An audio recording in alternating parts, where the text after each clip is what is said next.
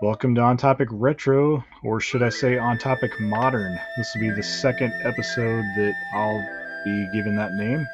Uh, just out of lack of ideas, we call the show On Topic Modern because we talk about a modern video game. And we'll be going through Xenoblade Chronicles 3 today. And just a warning right up front, this will be a very spoilery episode of the show. We will go all the way through the ins and outs, talking about the story, characters, heroes, all the things. Just wanted to get that out up front. And then I also want to welcome my guests, Mr. Shannon Eno and Mr. Hey, Adam Caporello. How are Howdy. you guys doing? doing good. Glad Doing to be great. here. Excited about this one. Been waiting to do this one for a Yes. long time. Yes. Long time. Yeah, it's been on the schedule for a while. Just didn't have a set date because we were waiting on people to finish up, but definitely Yeah, knew that would this be was me. the next one. I was a little slower than the rest of you. Oh, for a minute I thought we were going to have to wait on Nintendo Man because he started playing it and he kind of had some interest, and I was just like, well, we're going to have to make a cutoff, and if you can't make it, we might have to just go without you. So He's But, here in spirit. he is, yes. Anybody that's played this game, I'm sure that will enjoy this, and they can all join us in spirit for this one because it's a monstrosity of a game. It's massive, and there's so much to enjoy. It hits all the right keys from the original game, with the spice added from the second game. It's just like a good culmination of both. And it makes a good soup. Yeah. But yeah, so this with this game, I mean, we all freshly have played it, but we'll go ahead and talk a little bit about our experiences with the series as a whole, and I'll let Shannon go first. All right. So I was familiar with the series on the Wii, when it came out on the Wii and the battle to get it brought to the US and everything. I actually didn't play it then. I actually jumped into the series with Xenoblade Chronicles X on the Wii U, and I was like, "Oh yeah, this is pretty cool," and started digging. I ended up getting the 3DS version of the first game because at that point the Wii version was a little pricey, quite a bit, It was there for a while. so yeah. So I got about an hour or so into the 3DS one, and I just couldn't do it, even with a 3DS XL.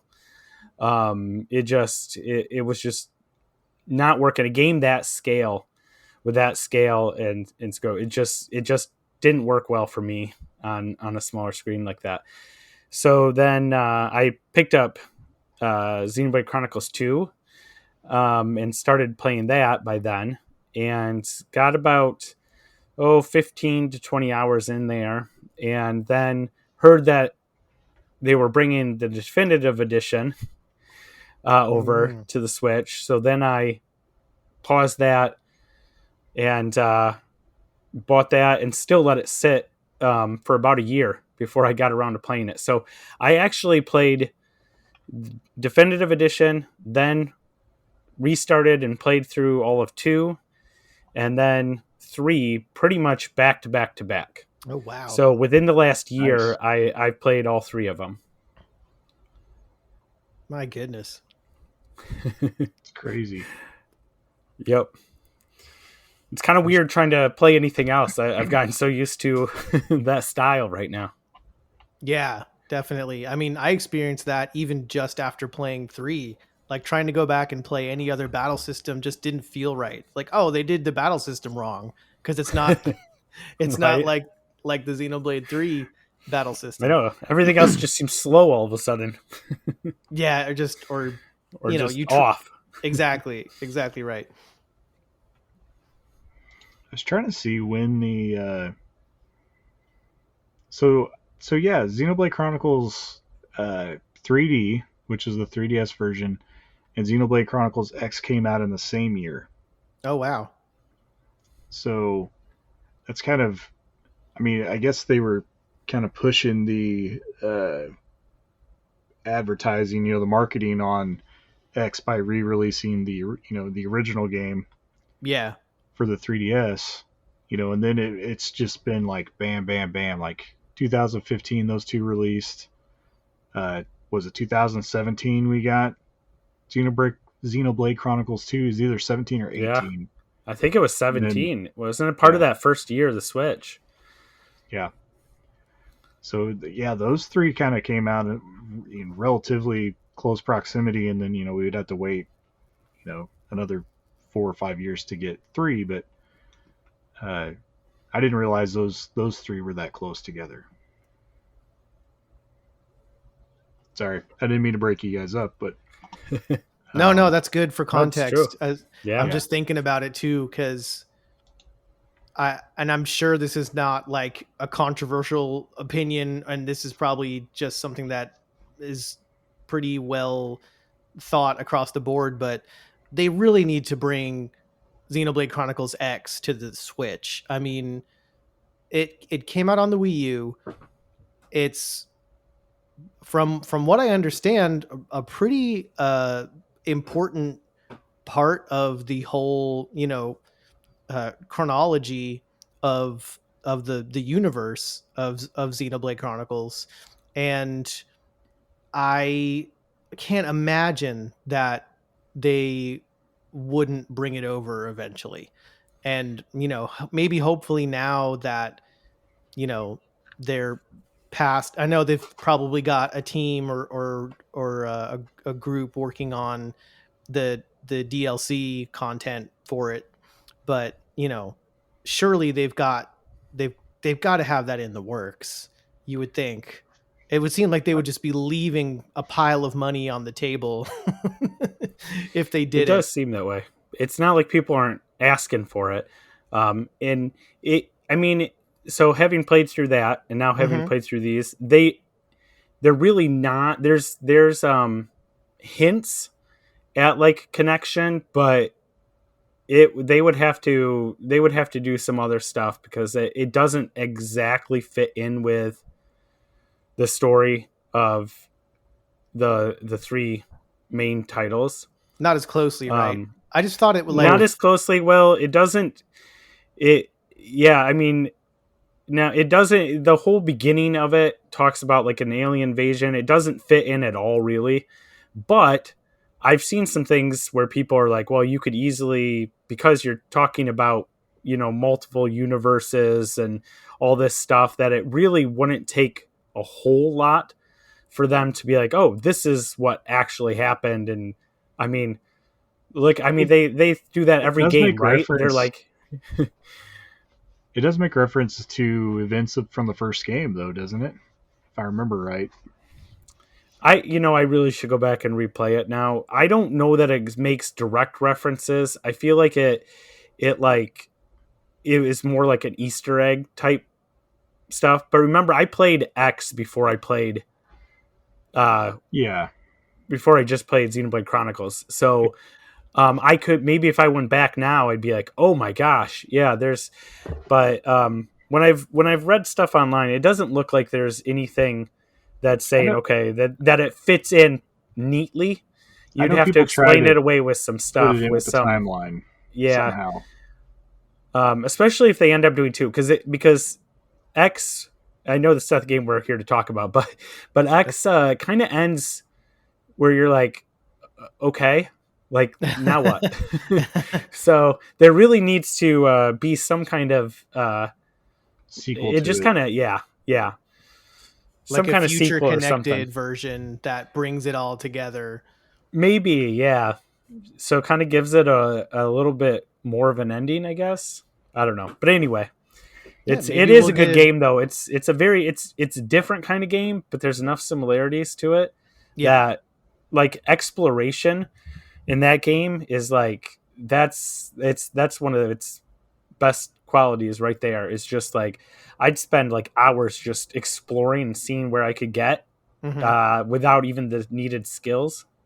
So I do hope they bring it over eventually. I got to think they will, but Yeah, definitive edition that kind of cleans things up and connects it a little bit better, because that's the one now that I haven't played. So I actually was a Wii uh, early adopter into the series. It was on my radar, with some of those other games, including Last Story, Pandora's Tower, some of those that came at the very end of the Wii life cycle, where we were all like, oh, these, as an RPG fan, it was like, oh, here's all the RPGs that we were waiting for all these years. As because the Wii was not, for all that it did well, and all that it, all the innovation that came along with it, it was a veritable desert for RPG fans. Yeah. There was not a whole lot of RPGs Yeah, it doesn't on that really fit system. it didn't really fit the RPG landscape at the time. Like Right. we had already hit the point where RPGs were like kind of out there pushing the limitations of systems. Like most of the time an RPG would come out and it, is the pinnacle of, visual effects for a console, and the Wii just was already Yeah. so far behind in that race that, Right. unless Nintendo was developing an RPG, I can't think of too many people that were going to try to develop one for it when they had the PS3 and the Xbox Right. 360 out there to do I so. mean, even Nintendo really changed up their Mario RPG series, and Paper Mario became Super Paper Mario, and Yeah. it was still an RPG, but it really didn't play like an RPG anymore. Yeah, Right. Right. And that's kind of what I was, I guess, trying to move towards there, is that as far as what the Wii did right, you had a lot of either really interesting and innovative games that took advantage of the motion controls and the pointer and the new method of control input, or you had ports that had maybe had some of these new system features kind of tacked on. And so the RPGs that we did get, at least earlier on, were like, we sort of got an updated port of like Phantom Brave. We got sort of a reworking of Tales of Symphonia. And, we didn't really get a whole lot of new RPGs, not no, until that the very, very end there. And, with stuff like The Last Story and Xenoblade Chronicles, as an RPG fan, I was just completely uh frothing at the mouth almost. Like, I cannot wait to get these, because Wii was my system for that whole, I didn't get a PS3 until much later. I'm like a current gen Nintendo person, and I'm a generation behind with the Yes, PlayStation. Number one, mainly for financial reasons. It's expensive. right. It's expensive enough to try to stay up to date with one console. Um, you know, so when they announced Xenoblade Chronicles and they announced The Last Story, those are my, okay, like, I've got to get these games. These are right up my alley. I love massive adventures, massive RPGs. I've got to get these. So I ended up getting both those games at launch, and this was like kind of like the final year and a half of the Wii's life cycle. And I I loved everything about it, and I got probably 20 or 25 hours in to Xenoblade Chronicles on the Wii. And then life just kind of happened for me. I became a father for the first time. Ended up buying a house, and like, it just, like, my life changed significantly, to the point that I kind of dipped out of gaming for basically that entire generation. I never had and have never owned a Wii U. I missed out on like the PlayStation 4 launch and all of that. And I was just in a completely different headspace. And I kind of dipped out of gaming for about 7 or 8 years at that point, until I eventually bought a Switch after Dan hounding me for a couple of years, telling me this is like the best Nintendo console ever. Um, and it was actually the Switch Lite launching that finally got me to get one. It's like, all right, $200 price point. it's super portable. I'm on board. Let me just go ahead and check this out. Maybe I'll get back. And there, sent me right back down the rabbit hole. And now I'm a collector again, thanks to Dan and thanks to the Switch Lite. But I had seen and heard rumblings of this Xenoblade Chronicles 2, and having never, because of all of the changes in my life at the time, in the very very tail end of the Wii life cycle, I never got to finish any of those games. I never got to finish the last story. I never got to finish. I don't even think I ever got to finish Super Paper Mario. I just had so many unfinished Wii games that I loved, simply because my life kind of took a left turn drastically, and I just dropped out of gaming altogether.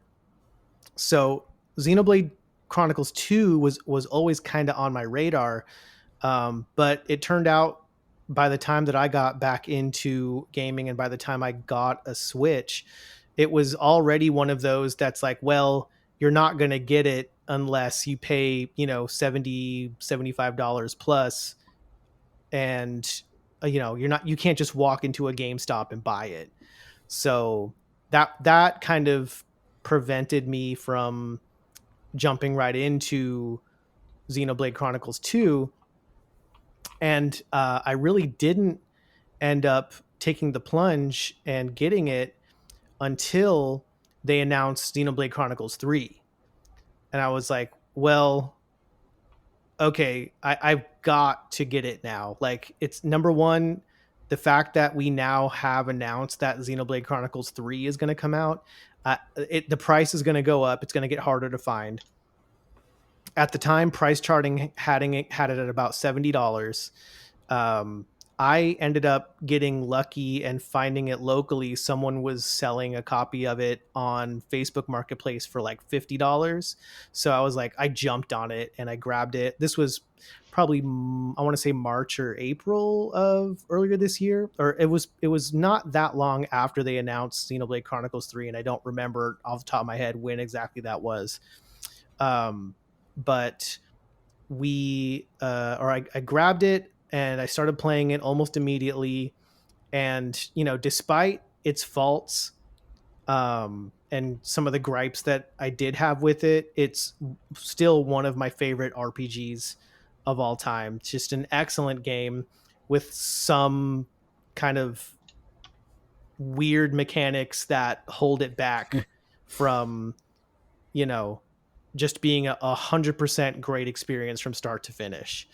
And kind of like what John was touching on earlier, I think what they really ended up doing is taking the best parts of the first game and the best parts of the second game and just like honing in on what made those great and eliminating the things that were not great about them, and just boiling it all down to this just perfect Xenoblade experience.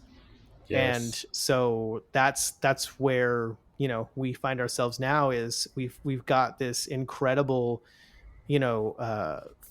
finale to this trilogy.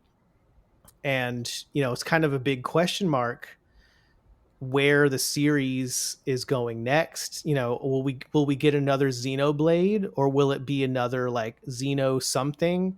Is that whole universe kind of over?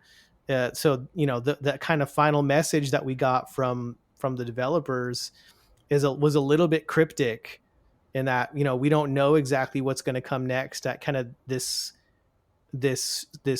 story, this overarching Xenoblade the Chronicles of Xenoblade, it's coming to a close. This is the end of that story. But then what's next is like, okay, so what are we going to get next? So that's kind of got me interested in looking to the future, as far as what Monolith is going to have on the table for us. So that'll be interesting. Yeah, hopefully we get a little bit of a preview into that with the last bit of expansion that they do with the game, which will be story based. So yeah, we're not quite done yet. Got like a year though before that comes. So Yeah, Oh man. We're gonna have I to was wait. I was also looking because we keep mentioning how late Xenoblade was in the Wii life cycle. Hmm. Um, so it was a Xenoblade didn't come out until April of 2012 Right. in North America. So the Wii U had already been announced a year prior, like a full year. It was announced in April of 2011, and wow. then we would get the Wii U just 6 months after Xenoblade gets released. So I mean, it was just right on the end. Yeah. Yep. Because and Last Story wasn't all that different. I think it was As right part around of the that same same time. group, yeah, Um, oh, actually, it was Last Story was August of 2012, yeah, which is weird because like Europe and Australia got it in like February of that year. So yeah, there's definitely like a lot of those really tail end Wii life cycle games that it was kind of up in the air whether or not we were going to actually get them. So yeah. I'm glad we did. Um, but it'll be interesting to see if we get another Xeno fill in the blank or another Xenoblade game on the Switch, or if we won't see anything from Monolith again until the next generation of Nintendo systems. I mean, it's not like they're not keeping busy with helping with every other major Nintendo game. I Yeah, at mean, this point, Right? they Monolith might as well be owned by Nintendo. It feels like. I mean, they help with. It seems like every game every major Nintendo game coming out now, they're like, oh yeah, well, they ended up getting help from Monolith Soft, and you know, um, games like Breath of the Wild, and I think they even said the follow up, right, Tears of the Kingdom. They're I helping with thought that, I so. think. Yeah, I think so. They help with the sports games, which I guess you could say to mixed effects there, but um, they really don't have much to do with the content in those games, I guess. Yeah, So, Yeah, I'm but not sure how much we know about what exactly they are helping with. I don't know if it's I like think just it's optimization or it could be animation. We really don't know, do we? I think no. they did kind of lay out what they did for Breath of the Wild, and I think it was something to do with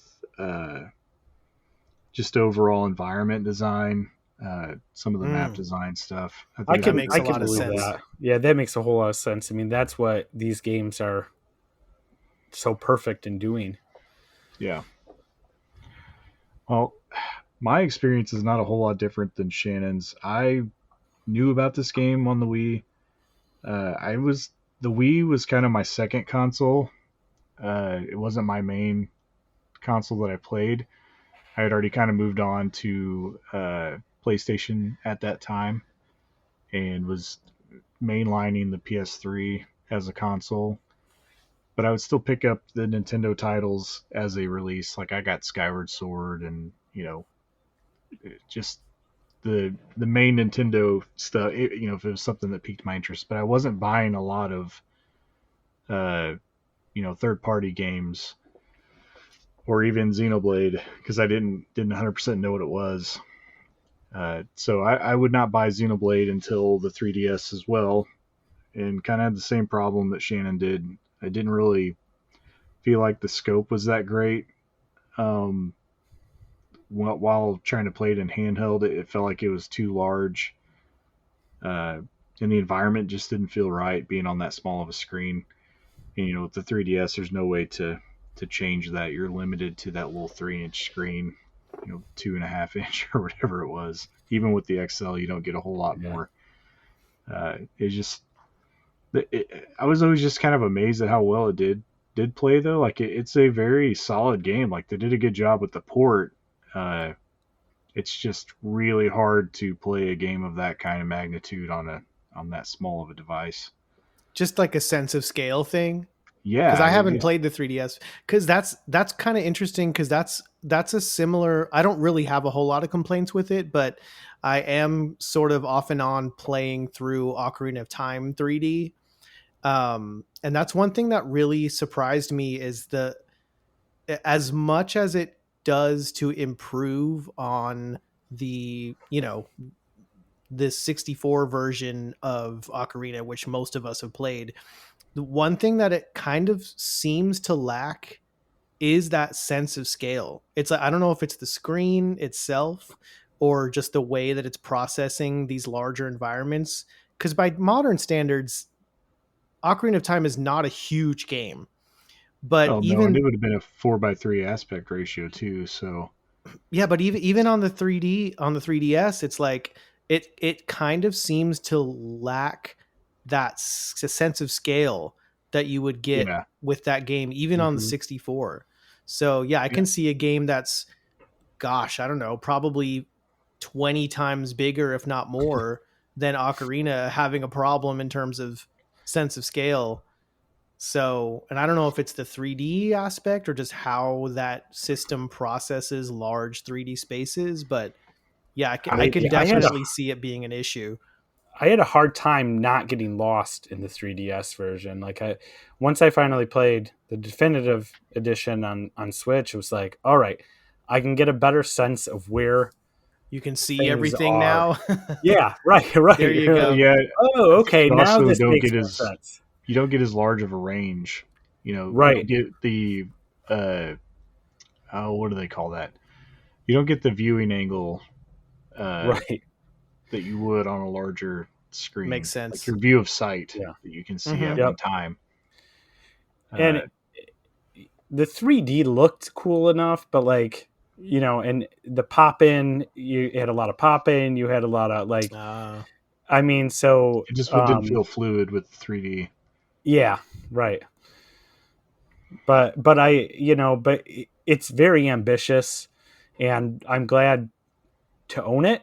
It's not the best way to play the game. No, I definitely recommend the definitive edition if you haven't played, and if you don't like if you have all the ways to play, definitely still play the Yeah. definitive one. It Plus really that way you is. get It's the amazing how well they touched it up, yeah. and how it looks. Plus you get the future connected That's story there that's too. true, yeah. Uh, but unlike Shannon, I did not play X. I own X, and I never got around to it. Um, again, I was playing other things. In 2015, I would have been playing Fallout 4 quite a bit. Just never quite got to it. So I still have the collector's edition, in the packaging, and still waiting for my Switch port, because I know as soon as I break that thing out, they're gonna announce it, and I'll be halfway through the game or whatever. So I keep waiting. Uh, so my first actual, full experience for Xenoblade as a series would be Xenoblade 2, and after playing that and just how much different it is from the first game, even having just a taste, like I probably did make it 10 hours into the 3DS version of the first game. Um, it's the combat system is a lot more complicated, and like starting out, I was like, man, I don't know if these games are for me. Like, I don't know if I have the bearing to be able to pull off what this combat system's asking me to do. But then as you start getting further into the game, and with a little bit of help from some guides and explanation on how to handle the combat system, the game becomes a lot more enjoyable once it clicks. And after playing through the second game and then going to the first game, like the combat system felt kind of vanilla in a sense. I could see that. Uh, but I did enjoy the story of the first game more than I did the second game. So when they announced 3 and it kind of sounded like they were trying to blend some of the things together, I was really kind of looking forward to maybe a higher grade story like the first game, and then more involved combat like the second game. And for the most part, that's kind of what we got. I feel the combat definitely took a step back. Like they definitely made it a little bit easier to grasp what's going on. There's things that the second game does combat wise that are just like insane. Like you never leave the combat tutorial until you're like 30 hours into that game. Right. Right. So And even then, I still like you reach that first difficult boss where you basically have to utilize the whole like elemental The burst. burst Yep, system. Yeah, burst and it's Yeah. like things. I had somehow either I wasn't paying attention or it had happened so many hours ago that I forgot because I never used it or it doesn't explain it well enough. But like I literally had to stop playing and look up an online tutorial how to utilize that system. And it still took me a good bit of practice. And Yeah. you really only need to use it for like difficult boss fights. If you don't Right. want Yeah. to like lower your difficulty down to easy. And sometimes even then you've got to get at least a couple of those elemental breaks before Yep. you can, you know, Yeah, you have aggro to know them the down order. at the very end. It's some interesting stuff.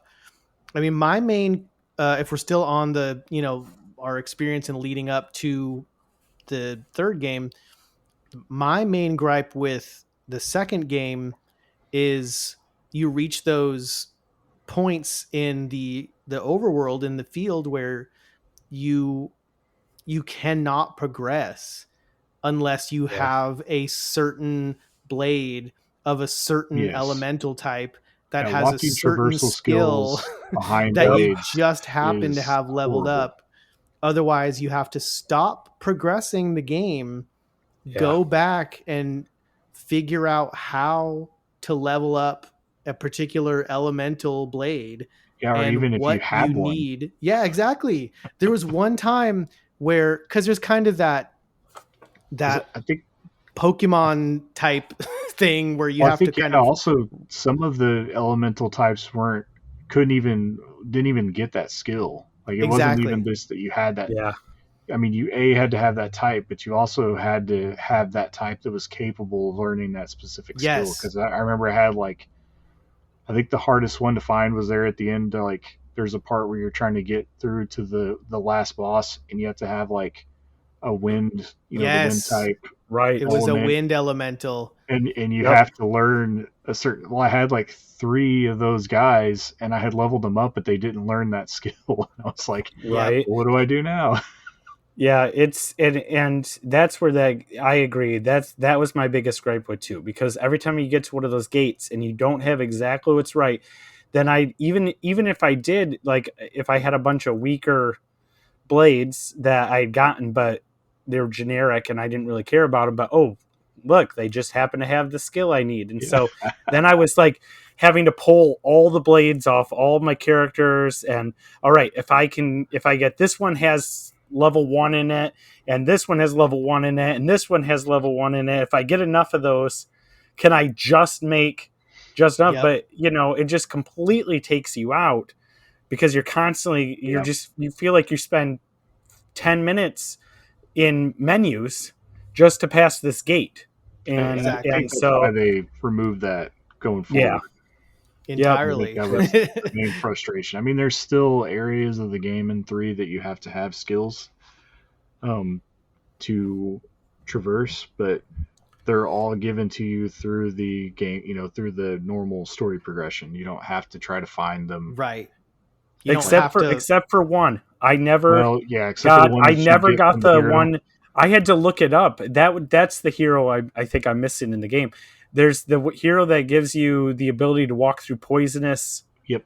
swamps. That's the one I missed. I think Oh, it's really? Eerie. I'm going through like there were parts where I had to cross this poisonous area, and it took me like 4 or 5 times of trying to find the right path to get through without dying. And I barely made it. I'm like, I gotta have missed something. And then I continued on, and then right before I finished the game, I was like, wait a minute. I don't think I ever got a final skill. And I'm looking, I'm like, no, I'm missing a skill. And so then I looked up what the skills were, and I was like, oh, well, that would have been helpful. Right. Somehow I missed that one. It's right at the end of the game too. Like it's like maybe the chapter before the last chapter is when you get her. Yeah, I think right. so. So like you could totally miss her because she's off path from the normal story. So But if you level up so that's enough, the one I missed. you can just kind of aggro those poison swamps and just Yep. burn through them really quick. Yeah. Because I was That's always exactly about what I did. I was always about 10 levels ahead of kind of probably where I was quote unquote Yeah. supposed to be. So I always had enough HP that I could just like, you know, find the shortest path across the poison area and just do a lot of jumping and get through it as quickly as I could. But yeah, that's not always an option. But yeah, it's really nice to not have to, oh, okay, so I have to level up this one particular blade to get this one particular skill to get past this one singular particular area. And to do that, I have to go back to some place that I haven't been to in 20 hours and collect 6 of this very specific item. And like, it's just such Yeah, a it was buzzkill so monotonous. to have to do that. So I'm very glad they removed that. That's like my only gripe with the second game. I think if I'm being honest, the other gripe I had with the second game is how you got the blades, the non-direct story blades, because the randomness of if you want to, because if you want to mechanics. experience the entire story that is available, where you have to basically unlock every blade and then do their little story. Like, does it really make a difference to the overall story? No, of course not. But if you want to experience everything in that game, you have to rely on luck. Right, and pretty much. if you don't get that one and you run out of, and I never ran out of the core crystals, but I sure did. That was a problem. And that's kind of what I meant earlier when I was kind of comparing it to Pokemon somewhat, because early on in your adventure, when you're playing a Pokemon game, you somewhat rely on luck in terms of like, okay, what Pokemon have I been able to catch with the few, successful captures that I was able to manage. And it kind of felt like that with the randomness in using those crystals to find new blades to sync up with. And sometimes you'd use 5-10 crystals plus and you would get trash blades that weren't helping you in any way. And it never really told you or explained very well how to like utilize upgrades to get better blades from your crystals and all of that. So there were just so many weird, or it did, but you forgot because it was 20 hours right ago. Exactly.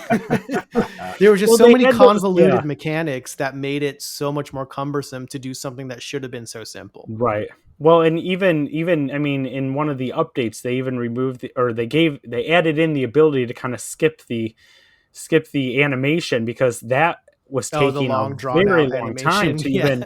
It just kept going and going, and you're like, all this time spent, and then you get a random one star blade. Like, well, that you already have 5 of. Right, exactly. And you're like, well, that was a waste, I guess I never ran out of the crystals because I ended up buying the DLC thing, and they just like overloaded you with crystals and stuff. But gotcha. I didn't want to take the time to sit there and try to unlock every unique blade. Right. So, unfortunately, it's just not interesting to sit there for literally probably a couple hours and just open easily up all those, and hope that you get what you're looking for. So, but so I'm glad they really did away with that. But all that saying, 2 was still a great experience overall. Like, definitely a lot more likes than dislikes. I really ended up liking the combat in 2 a lot. Like John said, there was at first you're kind of like, okay, but then you kind of get used to it, and then it's like, okay, this has some fluidity that is kind of nice and it's kind of fun. But I still had the difficulty level turned down just for fun, just so I could just kind of run through it.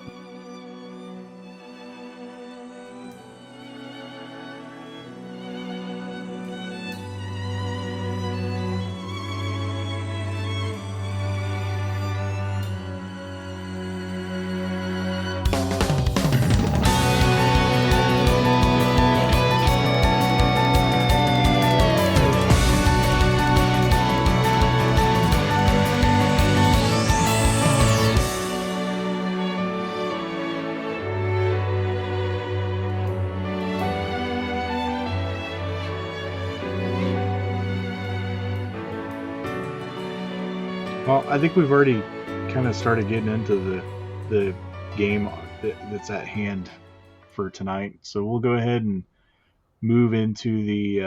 I'm just going to talk a little bit about the release, and then we'll get into the story, and then we'll finish up with some gameplay. Perfect. Awesome. So, Xenoblade Chronicles 3, we learned about this game in February of this year. I think is when they announced it. And we also found out that it was going to be a very short wait. And this game was coming in like 4.5 months, 4.5, 5 months. That was awesome. We'd be getting it. So it's pretty crazy how it all went down. But yeah, we ended up getting this game on July 29th, I believe, of this year. And that was a move up, actually. Yeah, it got flip flopped. Supposed to be September. Yeah, it was supposed to be September, and then it's traded places with Splatoon, right? Mm-hmm. So, part of that, it makes me wonder if there were some things that were rushed on this game, because maybe it was closer to being done than Splatoon was. So they kind of, or maybe it didn't fit. Splatoon didn't fit in the window they wanted it to. So this one got moved up. But there was definitely some parts of the game towards the end that felt kind of rushed to me, like the whole last world that you go to. It just seemed kind of, I don't want to say lazy, but like everything was the same color. It almost seemed like they just had placeholder stuff there, and they were like, all right, let's just kind of work these placeholder items to make them look a little Xenoblade-ish at the end. Yeah, it did kind of go on. I didn't so much mind the environment all looking the same, because you were kind of in this, I don't even know what you would call it in terms outside of the game, just this kind of weird, large structure floating there. And, I can kind of understand why the environment would all look similar. But I think the only thing that irked me a little bit about that final area was the kind of a lack of variety in the enemies. There's a pretty big variety of enemies in most of the game in the overworld, but that final area kind of just, it didn't have as much a variety in the enemies. But I could definitely see what you're saying with, maybe the game was close to being finished enough that they could bump it up by a little bit to try to give Splatoon the time that they needed. And I just chalk it up to, Monolith coming to save the day again for Nintendo. It's like, hey, we're having an issue with this game. We need your help. Can you get this game out a month and a half sooner so that we can trade places and perfect this, Splatoon 3? And, they made it happen. And seems like they're making up for it with the DLC. But yeah, it did seem like there was less to do in that final 10 hours or so than with the first majority of the game. Yeah. Yeah, and that last area, it did kind of go a little long, because it did feel kind of like you were just kind of circling around and around and around. New floor, looks the same kind of enemies. Yeah, it's the and it of the took me a enemies, long time. Color of the background, it all just seemed to kind of blend together there towards the end. Yeah, there wasn't a whole lot of variety, and I guess it doesn't certainly ruin or take away anything for me. The ending itself was, I felt, pretty satisfactory. Kind of left me wanting more, just like you'd kind of want, right? And you're just kind of like, wait a minute, what just happened there?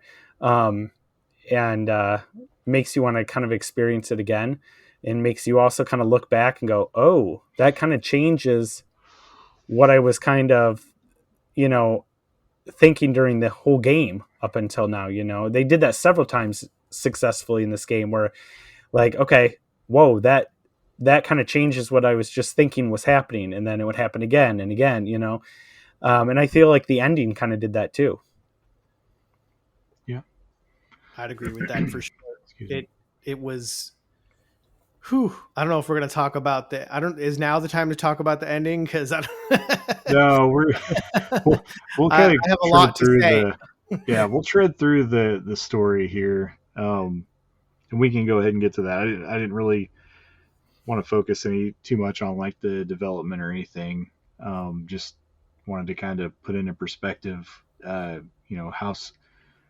this game kind of swapped places with Splatoon, and just the uh, announcement time and just kind of the time frame set of what we received.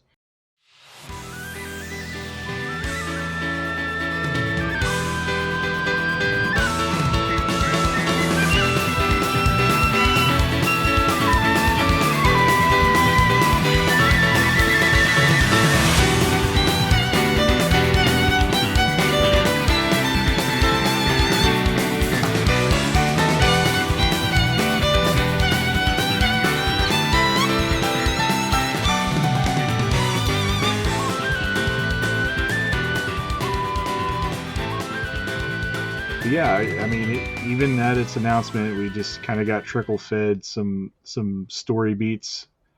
That's you could definitely tell this was going to be a different type of Xenoblade game than what we've had in the past. You've got characters that they right off the bat come out and tell you like, hey, you're going to play these characters. They only have 10 years to live, and kind of start getting into the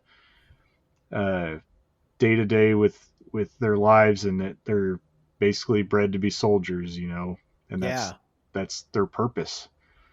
And that was really interesting that they kind of put that right out there. Yeah. And right from the get-go, right from when we first learned about the game. Right. Yeah.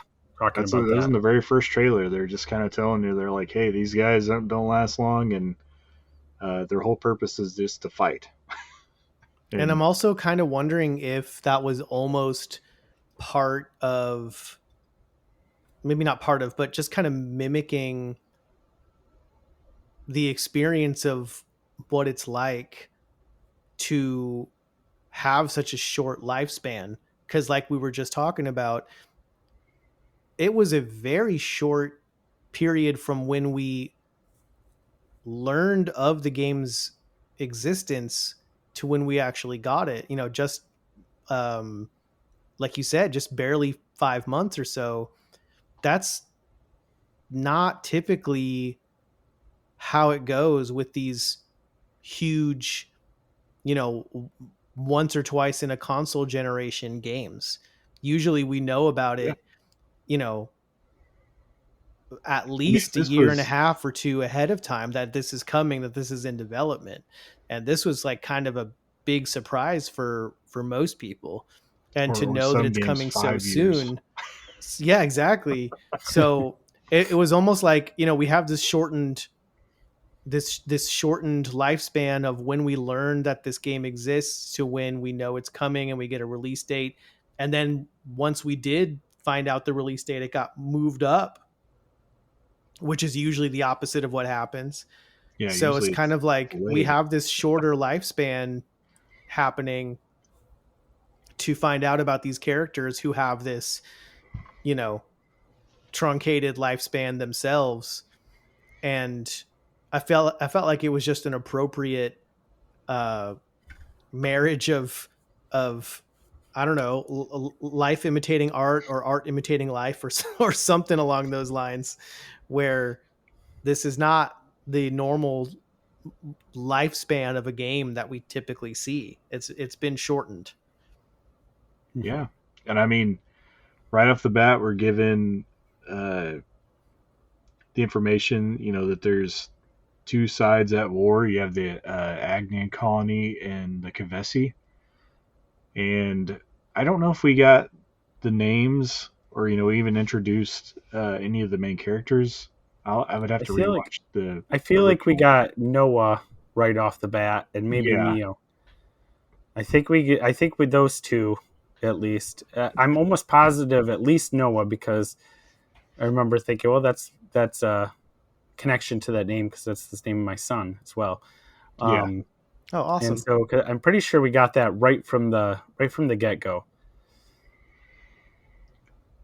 And yeah, I mean, we just, they're telling us about the war, and like the way that they lay this game out in the initial trailer is just like, it's almost just really sad. Like they're trying to paint this really sad picture that, this is all there is in this place, and there's no escape, and you only get 10 years to do it in.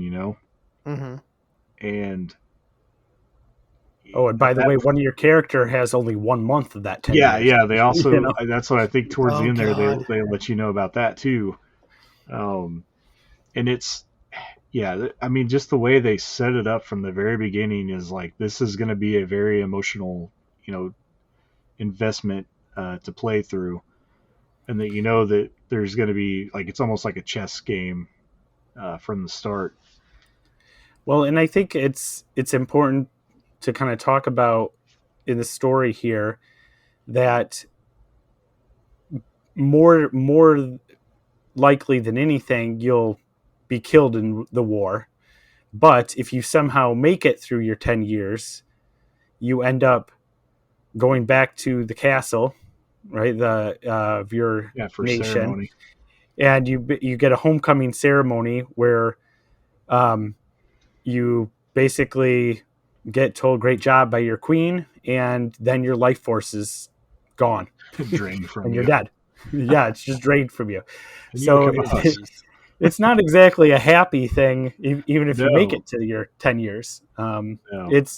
It's pretty down. It's pretty bleak, yeah. Existence.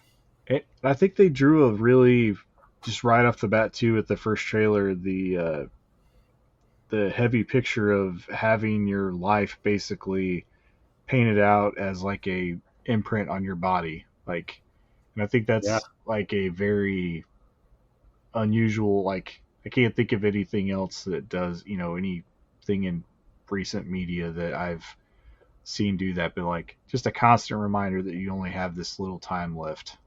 Yeah, that's interesting. Maybe Jumanji. Didn't Jumanji have something like that in one of the newer Jumanjis? Oh yeah, little life that was meter just or something. No, that was just lives. Like you had three. Oh, that's right.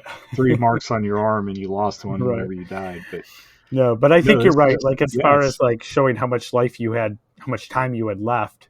Yeah, because it changes as your mark changes as you progress through life, and to the point where like the characters will meet one another and they'll make notice. Like they're like, "Hey, yeah, I realize you only have a few months left."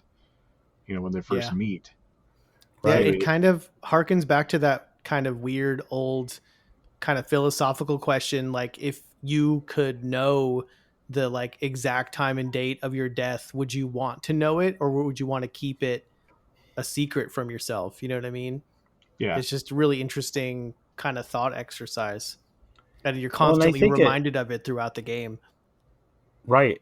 And I think it's interesting when you look at a world, basically a whole world of people who don't know what it means to get old, who don't know what it means to fall in love, right. who don't know what it even is to have a child of your own. Yeah, or that it's even possible to have a child. Right. Which kind of gets in further into the game. Yeah. But because they really explore that aspect, and that's one of the things that just blew me away about the story in this game, is exploring these things that I never would have even thought about, in a situation like this. And it was so well written. Yeah, the whole thing from the from the ground level to the ending is very well put together, very well paced. Like you learn just enough to keep you interested, in wanting to know what's coming next. And just whenever you think you've got to a point where you have a full grasp on what's going on, something will change. And yep. they do a very good job at just kind of, piecemeal feeding you enough information to keep you going in the game. Well, and I think they really, right off the bat, I mean, you're not playing for all that long before you kind of get hit with something pretty major, when you discover whenever both teams or both kingdoms are sent out on that mission right at the beginning of the game. And if you're a fan of Xenoblade Chronicles 2, or if you played through that, you get hit pretty quickly with a it's not the exact character, but it looks just like the character. It looks just like, and you're like, where did this guy come from? Right. And it just kind of blows the whole world open pretty quick enough where you're like, whoa, what is going on? Yeah. I mean, really, the kind of the scene where you're getting drawn together by a certain story point, and you meet Van Damme, or Vandam, I guess is what he says. But his character reminds me of somebody from the original Xenoblade game. Like he has a feel like he belongs to that game. Oh, really? To me, yeah. Because it's basically the same character model from Xenoblade 2, where you meet Vandam. You meet a Vandam in that game, and I'd have to check, but I'd think it might even been the same voice actor. If it wasn't, it was very, very close, because he's the guy who's running the mercenaries, right? In 2, and Yes. then he ends up sacrificing himself, and then you take over the mercenaries in that game. Yeah, I guess just his design reminds me of like just the Homs. Like he just has a just how he's made, I guess. Yeah, no, definitely. Yeah, the character itself definitely does lend to the second game with a similar character. He's the Tingle of the Xenoblade world. Yes. He's in all the games somehow. That's right. Doesn't quite exactly fit the world, but sort of does. Yes. Well, I mean, and right off the bat, like, you understand that there's another faction, that wasn't presented up front. You're like, who are these people? Right. And then it just like you said, they just unleash it, and at that point, you just start getting spoon fed just details on alternate reality of what's happening in the game. It's like it's like they just peel a piece of the onion off, so to speak, and then you find more underneath, and it just gets deeper and deeper. And that point in the game, that's like when the very first layer of that onion comes off. And like, how good is that entire sequence? Like the whole, the battle sequence that unfolds, and you first see the Ouroboros in their like true form, and that's like that first layer of the onion coming off, and then you're like, okay, what is going on at this point? This is bonkers.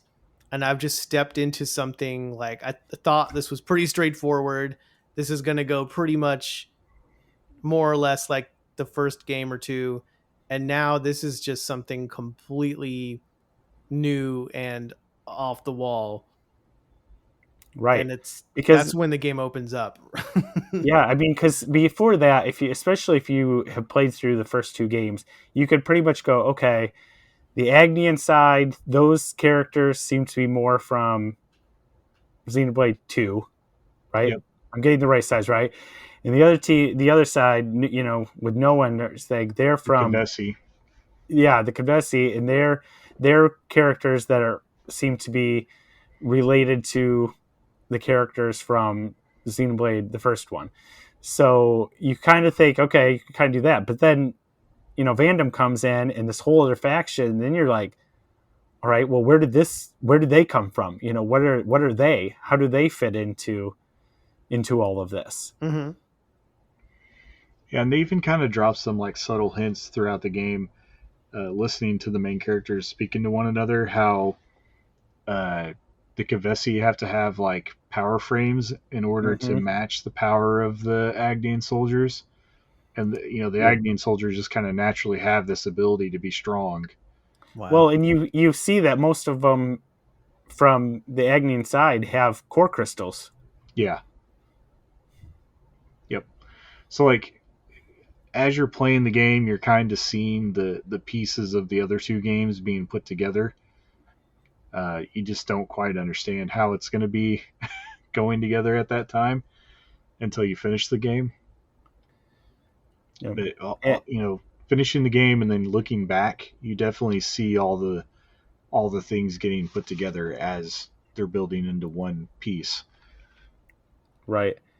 And even from before the game released, you could you get glimpses of the queens of the two Mm-hmm. nations, and it didn't take very long to figure out that it was Nia and Malia, right?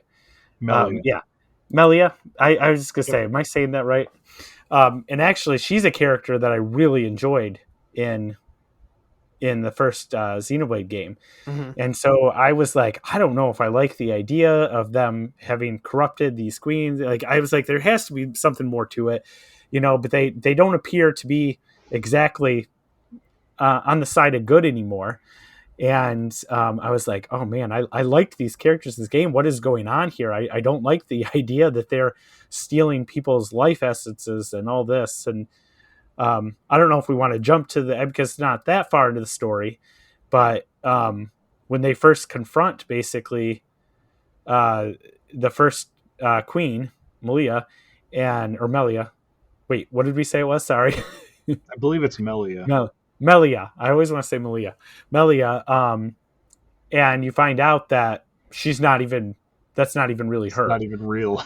It's not even real. Like you Dun, just dun, that was dun. I guess that next moment of like what just happened here. Completely. She's a robot. you know, um, and when that face mask comes off and you see that there's all that mechanical parts inside, and it's like, all right, there's a moment of relief. Like okay, this isn't really her. She's still out there somewhere. But the Mm-hmm. Because confusion sets in. I love legacy characters when they're done right in games like this. And so like there's just something about that where they bring back, when it's done well in any kind of story, in any kind of media, that I love that. I love that story um tropes of bringing back these characters, and making a bigger world, that connects still. So I was like, all right, they're still out there. They're still out there. And then it's like, all right, then, then the other queen is probably not real either. And so you just kind of have to go along for the Wait, yeah, ride. wait till you get there.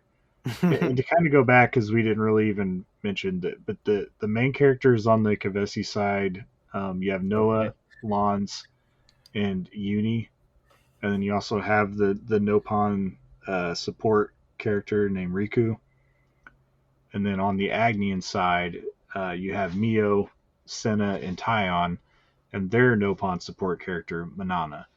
And just like right off the bat, they do a very good job with giving each one of these characters like their own individual personalities, like so far away from each other that you would never get them confused. Like they do a very good job because it's kind of a tall task to keep up with six characters, main characters in a story like an Yeah. RPG type game Yeah. that you're given right Especially up when they're front. kind of all thrown at you from the very beginning. Yeah, Like a lot of RPGs, like you'll start with your main one, maybe two characters, and then you'll pick a new character up every 5 to 7 hours or so yeah, until you get your full party. But in this one, it's kind of like you start with your first three and then very, very quickly pick up the other three. Another thing I wanted to mention about the six characters, as different as they are, it would have been very easy to miss the mark and make these characters extremely one dimensional. Mm-hmm. But I feel like they did a fantastic job of fleshing out these characters, making them feel, multifaceted. They're not just these like just one dimensional, uninteresting Just the way they tropes. develop the characters over the course of the story and how much they change. Yeah, They all from have so one much point. personality. exactly. Yeah. Yes. And that's kind of rare in video games in general. Yeah, especially and for that many characters. Right. I mean, even to the series, the character development I don't believe has ever been on this level. No.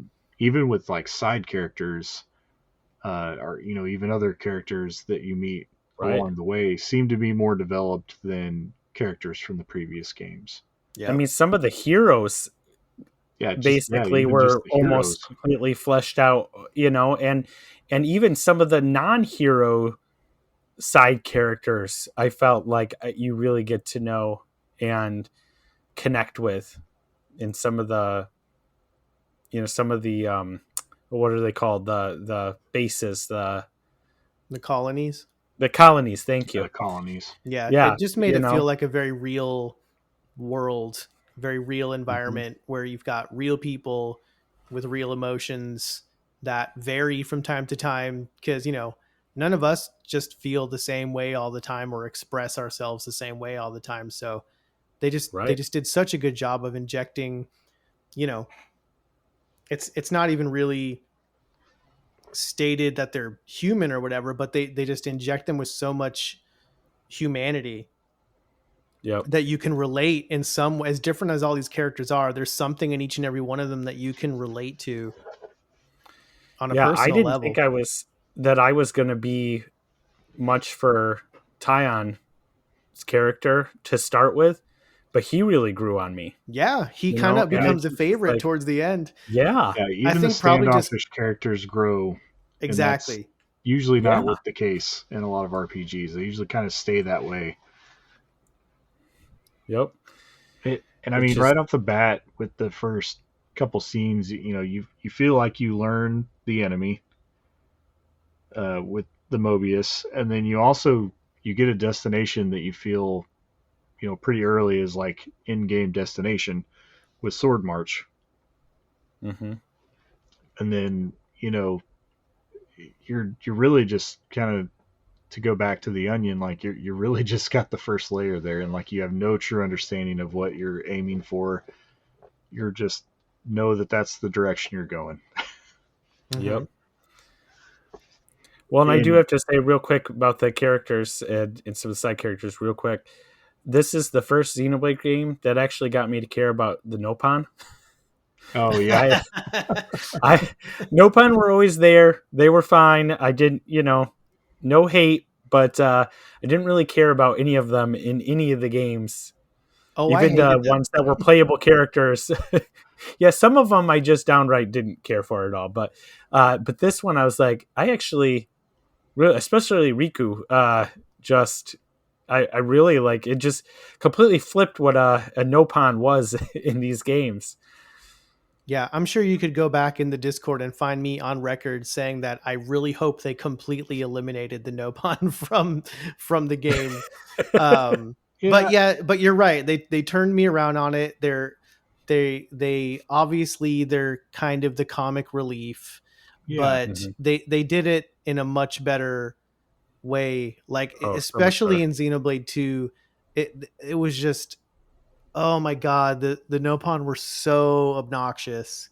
Yeah. And I hated everything about those characters. I liked the Nopon character that was in 2 a lot better than I did how they handled the Nopon in the first game. Like where you just kind of come upon their village and you get one of the Nopon to join you for a little while. Like I wasn't too big into that, but I didn't mind the Nopon. I can't even remember his name now. I can't either, probably because I hated him so much. Yeah, I don't know. I guess. Well, the funny thing is that he actually ends up playing a part in 3. But that doesn't really redeem his character all that much to me. Yeah, they did the Jar Jar Binks attempted redemption. Right. Yeah. They tried. The Master Pon. Yes. Oh yeah. Right. Yeah. But yeah, so we get pretty early on. We think Sword March is like the main place, and that's where all of our answers are going to be. And basically the next few chapters, I think until I think it's chapter 4, you make it to Sword March, if I'm not I incorrect. think Thinking 5. there. Yeah, because I think the end of 4. Because I think Yeah, the 5 end of is the one 4. that everybody that we were all talking about when everybody got to 5. That was in the Discord. What we were all like, "Whoa!" That was the Yes. moment where you're in there. Yeah, I think 4 is where you finally reach Sword March, and then that's kind of like the splitting point for the game. That's like where you just start getting information overload. Like the first 4 chapters of the game, like you're really just kind of finding your bearing. You're developing the stories and the bonds between the main characters. But other than that, you're really just kind of from basically chapter 2, 3, and 4. You're basically just given freedom to kind of roam the environment, free some of the colonies, really just learn the colonies. Mm-hmm. Uh, Gather some there's heroes. gather some heroes, and then chapter 4 is kind of where the coin flips, and you start getting into the bulk and meat of the potatoes of the story. Yeah. And Mm-hmm. I mean, that's where they throw down, and you learn that the true uh, kind of the true thing that's happening behind the scenes. Right. You kind of learn who that third faction is, and that's how things are supposed to be, and you get to see all the just genuine uh, joy that the characters have learning all the things, and there are just some really good scenes Yeah. there at the beginning of 5 whenever they're getting everything explained to them. And I Yeah. can't honestly, I can't think of another game that has put together a set of scenes that build up into the story as well as this game does. Oh, And just like 100%. the realization uh, that you have everything given to you that you think is how it is, Right. and then just totally flipped on you at that moment. I mean, there's tons of examples of games that have you know twists and turns in their storyline, but like just I can't think of any game where like the characters are the ones that are in realization, not you, and you're just kind of getting to witness it, type deal, Yeah, right? it's like they have that Matrix moment It where is. you realize, oh, reality is completely not what has been presented to me. But then in this game, it's almost like there's multiple layers of that happening 2 or 3 times throughout the unfolding of the entire story. It's like having that Matrix moment, but it's like a matrix within a matrix within a larger matrix. Right. Yeah. It's insane how many layers of reality bending are happening. But it's never like, I sometimes myself have a hard time following some of these like just ridiculously layer upon layer complex plot points in some of these long form RPGs. As much as it's my bread Yep. and butter, some of them are get just Mm-hmm. and almost, to a fault, get way convoluted with the story. This game, it never gets to the point, as crazy as it gets and as just mind blowing as some of these, pulling the curtain back reveal moments. It never is overwhelming. It's never confusing. It's always like, oh, it all makes sense now. But like having that happen multiple times throughout the course of the game on a larger and larger scale is just unprecedented as far as I'm concerned. It's Oh, it's for sure. Well, bonkers. yeah, and they even kind of find a way to like slip Groundhog's Day into this Yes. this game, like uh, after you kind of learn, more about, because and that's another interesting thing that you know as you're learning more about these characters and their bond together, you're also getting fed on the side their backstories, through chapters. You'll have like a certain chapter that's just devoted to that, or a portion of a chapter that's devoted to a certain character. And as you start to learn more about Noah, you're like, man, this guy had to like relive like 10 years of his life over and over again, learning things, thinking that he's something totally different than what he is, Yeah. Mhm. It's kind And of a then- very Eastern philosophy kind of Yeah. Buddhism type of thing where, it's like his entity is almost being reincarnated over and over again. And like he just, his never ending, pushing that boulder up the hill is he can never get it right. Like, Yeah. And I mean, it really shows you the character of the Mobius in like, how they basically just kind of let him develop into this own, into his own hatred of not being able to, do what he wanted to, and then just take advantage of him. yeah, Right. it's the Sith trope where It is. It's the dark side. Exactly right. Yeah. Well, and you kind of go where you really first get a feeling that there's a lot more to this than you realized. I think is that moment where you haven't quite reached the city yet, but you get to that battlefield and it looks like an older battlefield, and you're kind of going through it, and Uni finds a dog tag that is hers. Yep. And gets these flashes of memory of basically dying on this battlefield. And she kind of holds it to herself. And that's when you're first realizing, okay, there's more to this. Like this isn't the first time these characters have been here, and that's when you're kind of like, okay, there is some Groundhog Day going on here. Like what is going on? And then you start peeling that apart layer by layer, and then you really see it from Noah the most, and Mio too, I guess. But where these characters, this is not the first time they've gone through this.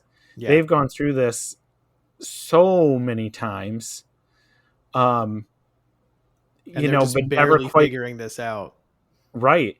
And to the point where they actually were even together, Noah and Mio. Know it. They didn't know. I mean, they had a child and didn't even know. They didn't even know you could have children, in the current iteration. And I guess, which of course, if we could just talk quick about that scene, at least, I have to say that might be when you're in the city, when you first get to the city, and they're talking about, somebody says something about a mom or a dad or a parent or something, and they're like, what is that? Huh? They've never heard of those words. Yeah, they don't know what a mom is. They don't know what a dad is. They don't parent they've at all. Been raised by the system, Right, and they're born. They're basically in a tube. We never really get the sense if it's just advanced aging going on, or if they're really in those tubes for about 10 years. Because it seems like they're about 10 years old or so when they're born, basically. It seems like the age is about 10 to 20. Yeah, yep. And then they're alive until about 20 years old. But they don't know what any of that is. And so the people in the city are like, well, come here. And they basically bring them to a hospital, and they get to witness a birth. Mm-hmm. And that is got to be one of the most beautiful, well-written, touching moments I've ever experienced in a video game. Yeah. Just that shock, that the characters were so well animated too, and the voice acting was just unbelievable. Yeah, who wants to learn more? They're shocked, and then they're like almost crying, and then there's like this joy, and as the baby is like gripping their finger. Yep. And I think that's that moment with Tyon too, where I was like, whoa. Like I'm actually kind of digging this character, like he lets his guard down, And he's Yeah. just ecstatic, like, what is this? This is the most unbelievable thing. And then, basically the doctor then's like, all right, well, who wants to know where babies come from? And they all shoot up their hand, Yeah. you know? But It what's just, even like more amazing is they developed the story to you as the player so well that it's Yeah. 100% believable. oh, Like 100%. you firmly believe that these people are learning all of this as young adults for the first time. And so Yep. it like, I think everyone eventually has that moment where they are, if not immediately witnessed, then, are present for a birth for the first time, whether you're an older sibling or, just a relative has a baby or something like that. And there's really honestly nothing like it. And there's the way that they portrayed that scene and that moment of like realization, it goes so much even further beyond that, because to them this is an entirely new concept, a whole new world of like, oh, this is what it means to be a person. This is there's a whole entire segment of life and what it means to be a a human that we have been completely ignorant about and completely oblivious to until right now. Yep. And the fact that they were able to build that up and it be as believable as that scene was is just a triumph. It's so Well, amazing. I think that just speaks to the work of the animators and the voice actors and the writing, because if any of those had not been perfect, that it moment would have might have fallen fallen apart. a little flat. Mm-hmm. And instead, it all worked together to, like I said, I got choked up. Oh yeah, Like, definitely. it was just one of the most beautiful moments in a video game, and it's one of those moments I will never forget in Yep. gaming. Agree 100%. And we kind of like right before, and it just kind of jumped back a little bit when we were talking about, when you first learn that the characters are kind of stuck in that cycle and that they've all been, alive previously. It was right before that you meet and I think, yeah, you meet N first, and you realize that, hey, he's basically Noah. Like, Right. Yeah. you could tell he's wearing a mask, but you could tell by looking at him he's Noah. Yeah, Yep. there's little hints of it, and you can I mean, if you pay attention at all, you can pretty much guess with like, the eyes and the hair and even somewhat kind of the voice. Like you can, okay, like there's Right. like they're either like, so there's going to be some twist there. Either they're going to be like long lost twin brothers or something, like something's going to happen with that. Yeah. Yeah, and then There's and some then you kind of meet, yeah, and then you get to meet M, and you're like, okay, now I know, for sure Yeah. these are copies, or something's going on. Right. There's clones. Exactly. There's definitely more to this story than we know at this point. And kind of going back to what you said about, with you have a scene that you learn where like, Noah going through his life over and over again, and how him and Mio know each other from before in a relationship, even have a child. Like, I don't think they never really explain what happens to the child, right? At that No, I don't think point, so. they just kind of Not leave yet. that there. Yeah, not yet. Yeah, they just kind of leave that there and just move on from it. So it's Maybe like that's our DLC story. that could be. But I was like, man, because all these things, they don't really give you a good grasp on how long it's been either. Like, how many lives he's lived, 10 years at a time, Mm-hmm. Before the current events are happening. It makes it seem like it's a really long time, because it's, way before anybody that's currently in the city has been alive, Mm-hmm. Right. because Well, yeah, none because of they them. talk about battles that occurred at that site, hundreds and Ancient hundreds of history. Yeah, years. exactly. So yeah, you got to get a sense of like how long, how long has it been? And then you start thinking, especially if you played the other games, well, how are some of these characters still alive? And it just kind of it leaves you just kind of wondering, like, just how long has it been? What really is going on? Well, yeah, I mean, it's been so long because none of the people in the city even know who they are. Like, you Hmm. would think that if Noah was one of the founders or whatever, had been around for that long, or not, he wasn't one of the founders, but was like around that same time as the Do historical you events get they were talking do about. you find, because I feel like they almost kind of hint that he could have been one of the founders, Yeah, I mean, but they give you the statues, right? the statues, but didn't one kind of look a little like him? It could have been, yeah. That's what I'm saying. Like, I don't know that they don't come out and just downright say that he's one of the No, it's founders. No, it's definitely they hinted really at. don't. They hint at it, and you definitely know that, like, the flashbacks that they're giving you are from around that time because it's during that revolution, Hmm. Right. where they're originally fighting the uh, Mobius, and where that portion of the game takes place. Uh, but yeah, you get the sense that it's been a very long time ago. Like I said, if he was an important piece of that current history, those people would have known who he was when he shows up. But they don't. They Yeah, don't have any clue. I mean, No. because they talk about the fact that there's that book or whatever that's like their bestseller in the city, and Yeah. it's like a version of the founder's life. But when you talk to the author as a little side quest, she's like, "Oh, I made up 99% Oh of what's yeah. in that book Yeah. because there's no records. We don't really know, Yeah. They just have the other than what's statues, in the and that's it. statues." Right, Yeah. right. So it's been a long time, um, since the city was founded.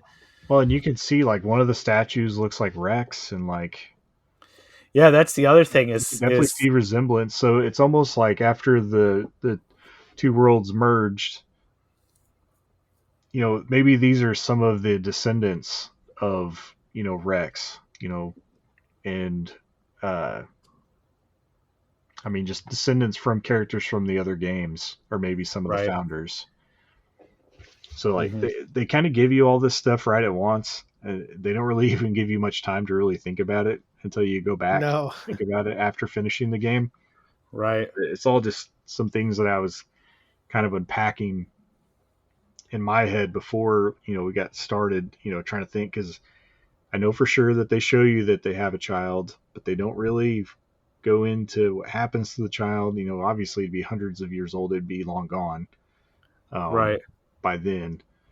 Uh, and I like just the whole like they just give you so much at one time at that flip of the story that's really Hmm. kind of hard to grasp everything that's going on at that one place. Well, I think that's part of the draw though of the story, like, is that they don't spoon feed you everything. They're like, here, this is it, but it's been so long that the people at this time don't even remember, so Yep. we're not going to just explicitly tell you.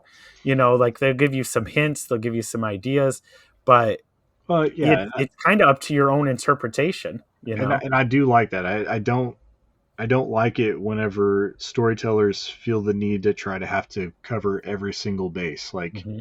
that's whenever your story kind of gets lost.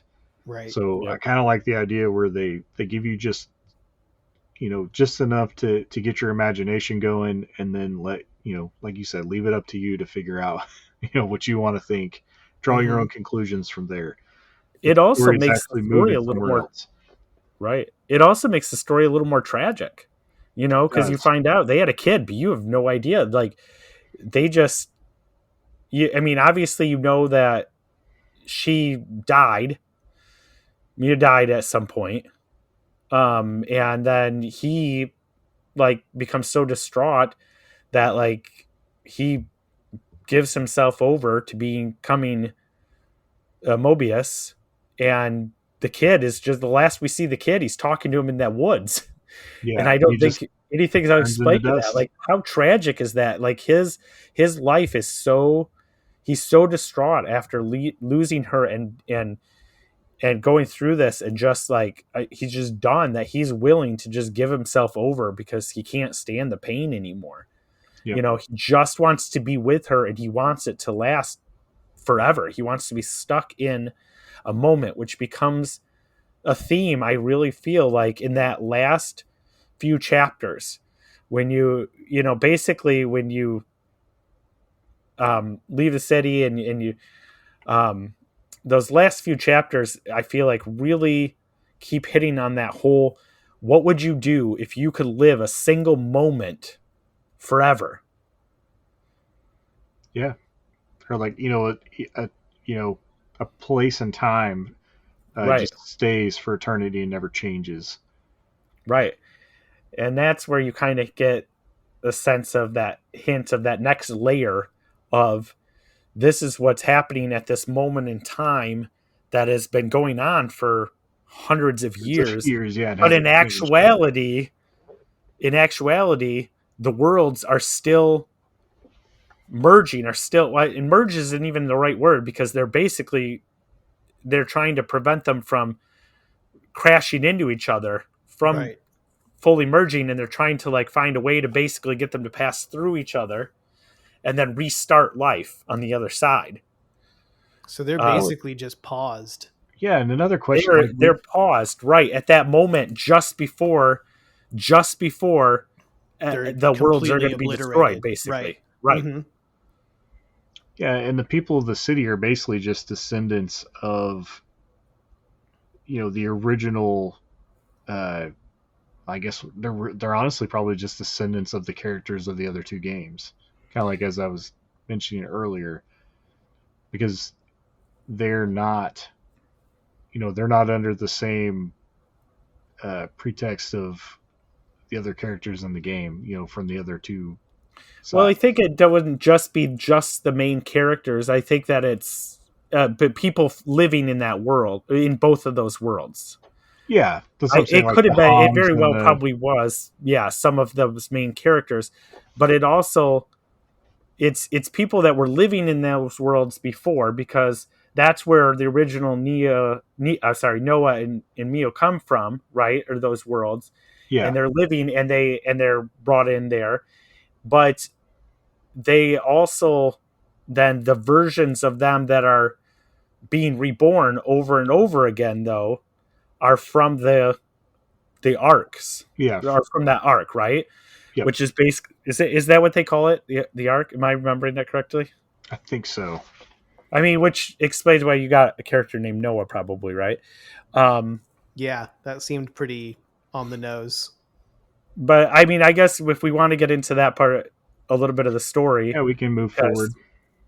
Yeah, I mean, basically, you find out that the queens were able to talk to each other over Skype, or and were contacting each other as the worlds were starting to come together after the end events of both the first game and the second game, which actually ending at the exact same time,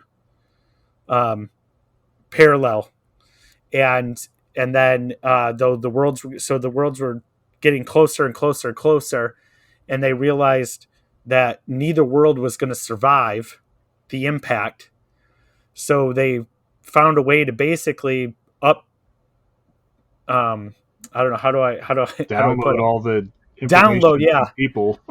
Right, basically, yeah, they could use Nopon technology with, I'm guessing, something to do with the blades and the core crystals, and figuring it all out, and download everybody's consciousness and who they are, their very souls, actually, into Backed it up to the cloud. Yeah, exactly. And then just basically, once the worlds pass through each other, then the arcs would like upload the people, repopulate the reboot, and it would be like the people would not even really, like, they would just go on, right? Like they would just be like, okay, we survived that, and it would be like an instantaneous moment. But Mobius took over. And Mobius, I don't know. This is where the one part that I was a little confused on. So Mobius is just really everybody's fear in like In a some physical kind of form. physical form, right? Seems like it. That's That's what I took from it. Okay. Yeah, because that was the only part that I was like, I think I was also trying to connect it to Future Connected, and because there's the fog in that game, there's the Fog King in Future Connected, and it seems like it's seeping in from a parallel universe, and then there was so much made of the fog in this game, Yeah. so I was like, okay, is Mobius actually from an alternate dimension? But then they made it sound like, oh no, Mobius was always there with everybody. It was basically everybody's fears at that moment from both Yeah, just worlds manifest from all of it. manifest. Right.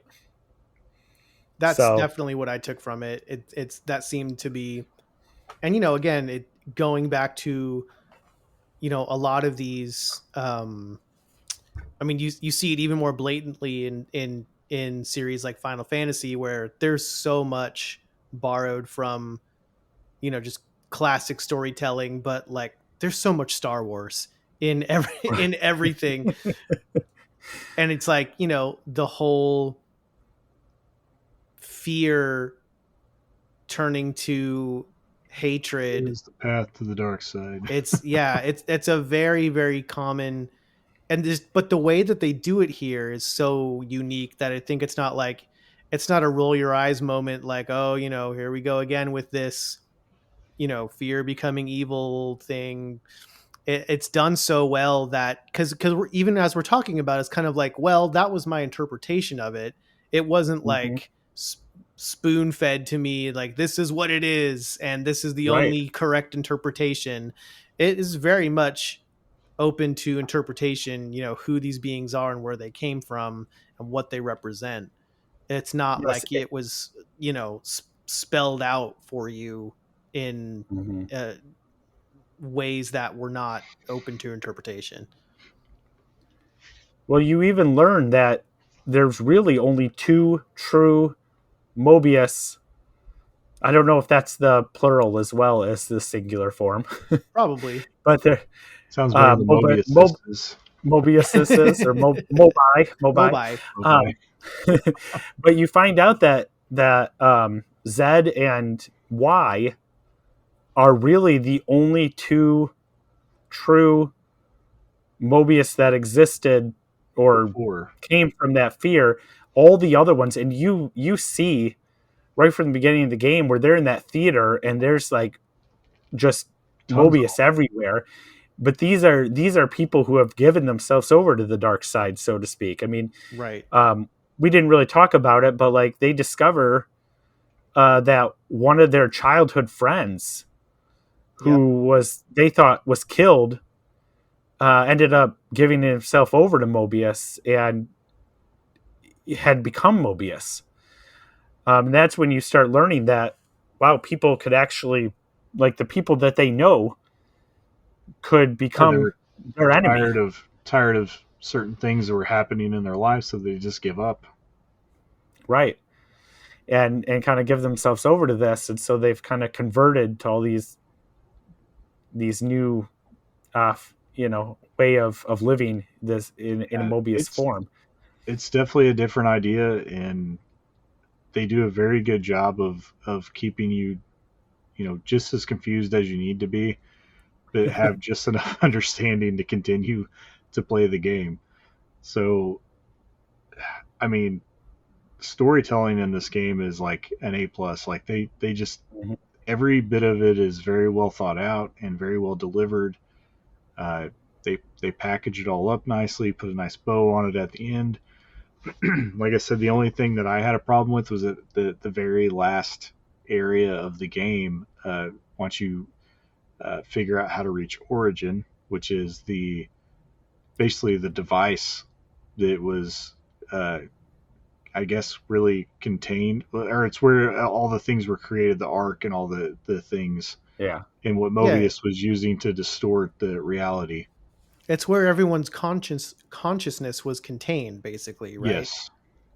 Yes. That was the Mobius had cloud where taken over. everybody was backed up to, Yep. and Mobius came out of that, just the way that I gathered, it went down is that Mobius came from the concentrated collective fear of everyone's consciousness in this one concentrated place. Mm-hmm. It's like in Time Bandits with the concentrated evil. It's it's just everything Right. got compressed into this one place and Yeah, moment in time and created, just the manifestation of fear and well, evil in this and there's one the entity. theme that they drive through the whole story, the endless now.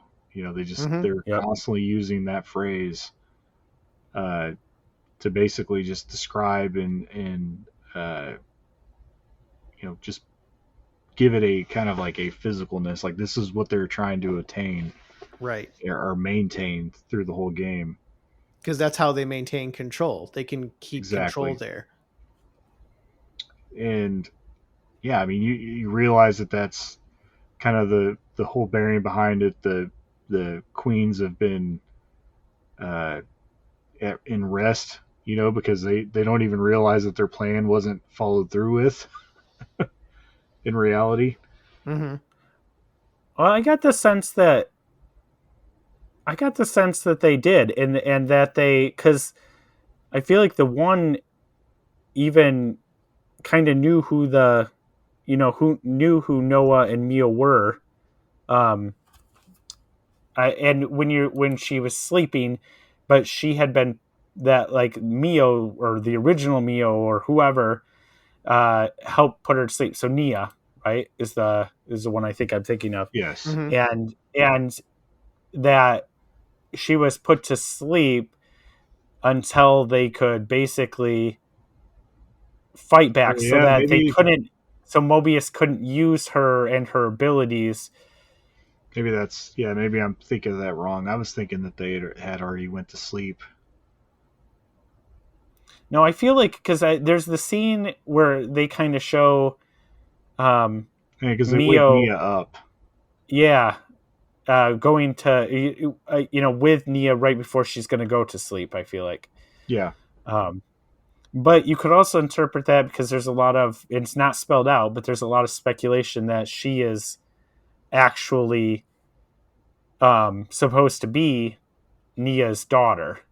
Yeah, so maybe that happened in the past before they were, which would kind of make you wonder, if Noah's could possibly be a descendant from one of the other heroes in some way. Right. Because I mean, it would make sense, right? But Yeah, just being um that you don't know the actual timing of the events that are happening as you're watching them, and how much they bounce back and forth. right. So I But guess yeah, it's kind of up to some interpretation, but it I can seemed see it like, either way. based on where they were location wise and everything, that had happened already during, at the beginning of the being caught in this endless now. Yes. Um,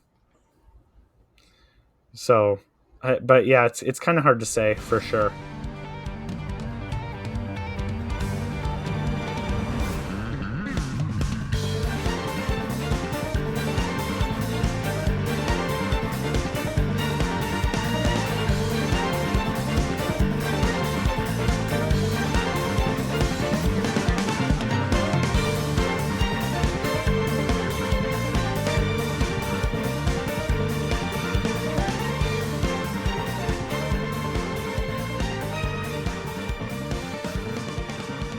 But yeah, so that's, I mean, the only thing you really have left after this is you have to defeat Z. Once you get to the origin and you start shaking the story out, and they really do just the ending of the game is very good. Like they do a good job tying it all together. They do a good job explaining, as we've been mentioning about the two worlds uh, being separate at one point and now they're together, to the point that even at the very beginning, when this game was announced, you get a screenshot of basically the case art or the cover art of the game, and it has the sword uh, from the uh, what's it called? The Titan in the The original Mechanus or Mechanis. Mechanis, yeah. The sword from Mechanis is like sticking in the back of one of the Titans from the second game, Yeah. and it's to the point where like you don't even realize that's what you're looking at first. Mm-hmm. I wasn't even putting that together whenever I first seen that key art that they showed. I was, but that was probably just because I played back to back Yeah, the 3 games, so it was very fresh in my memory. I mean, like I know that they're like I could tell where the designs came from, but I had no idea that they were going to be the actual pieces from those 2 games. I was like, well, this looks like maybe we're going to get a story that's blending both of them, but I mean, they as you're going through this game, you realize that they're actually the Mechanis sword and the a Titan from Xenoblade Chronicles 2 Yep. in the same world, being merged. So it's just that's a pretty crazy, you know, it's like a preview, I guess, or something they were trying to tell us beforehand, secretly without giving away too much. I mean, and we didn't really talk about where the Xenoblade comes into play, which is Noah's sword, the sword of origin, which, as much as I could tell, I think just came from pieces of origin, right? Forged Yes. into the Yep. weapon. I know they kind of briefly talk about it a little bit, but then how he's able to manifest it is kind of a mystery. Other than just being a chosen one, so to speak, I guess. Yeah.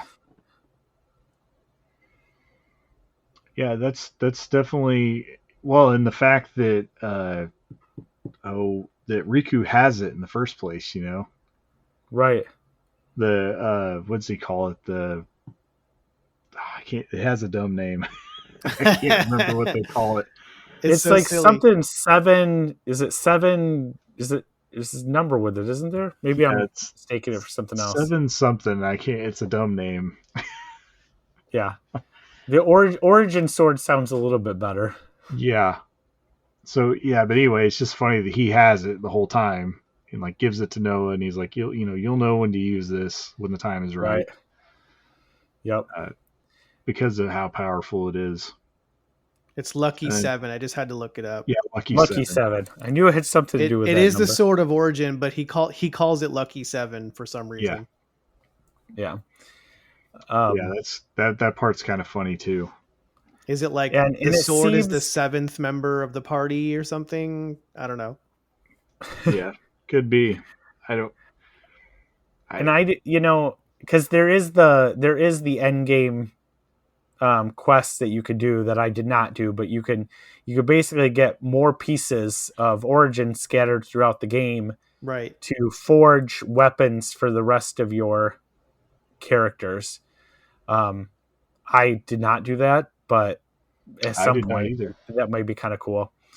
I don't know if it makes a big difference, probably not story wise, but I tried to figure out if there was like some connection. Why does it end up that your 3 main characters, so to speak, in each of the games, why they all end up with a sword that looks similar, and if that's just me, but it's probably just because, just as a way to kind of connect everything, that there's really not a story in universe explanation. Well, I mean, if 2 games are running, the timeline runs them parallel to each other, and then they're merging at the end. Well, you could say for the first 2 games, because they were, in the first game, it's part of that whole. What is the name of that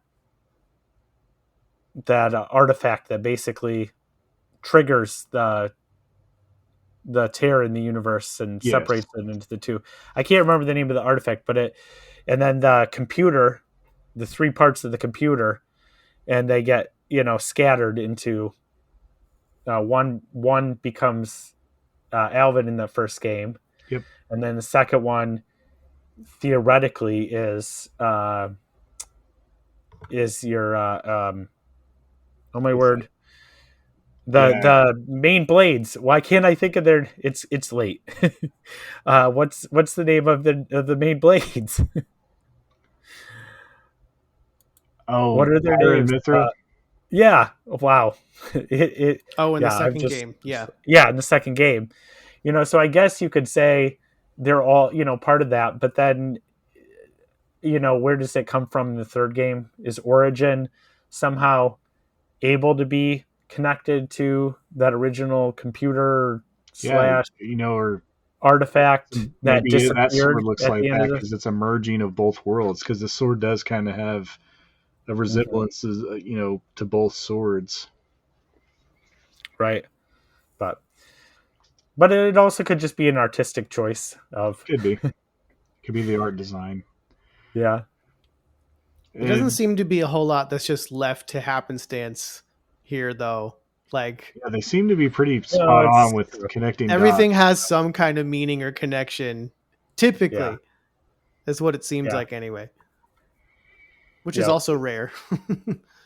Yes, and it's so well done. You don't see it all that well done uh most of the time, I Well, feel and like. especially whenever I guarantee this game was not even a thought. Whenever they Right, made the original game, so to come back and basically try to tie two of your games together that doesn't seem to actually ever been meant to right. be an actual trilogy. They did this is like a masterclass of doing that. Yeah, because We nothing see it all feels the time with shoehorned other in. media and it doesn't work. Right. Yeah. Because sometimes you're trying to force it, and there's nothing forced.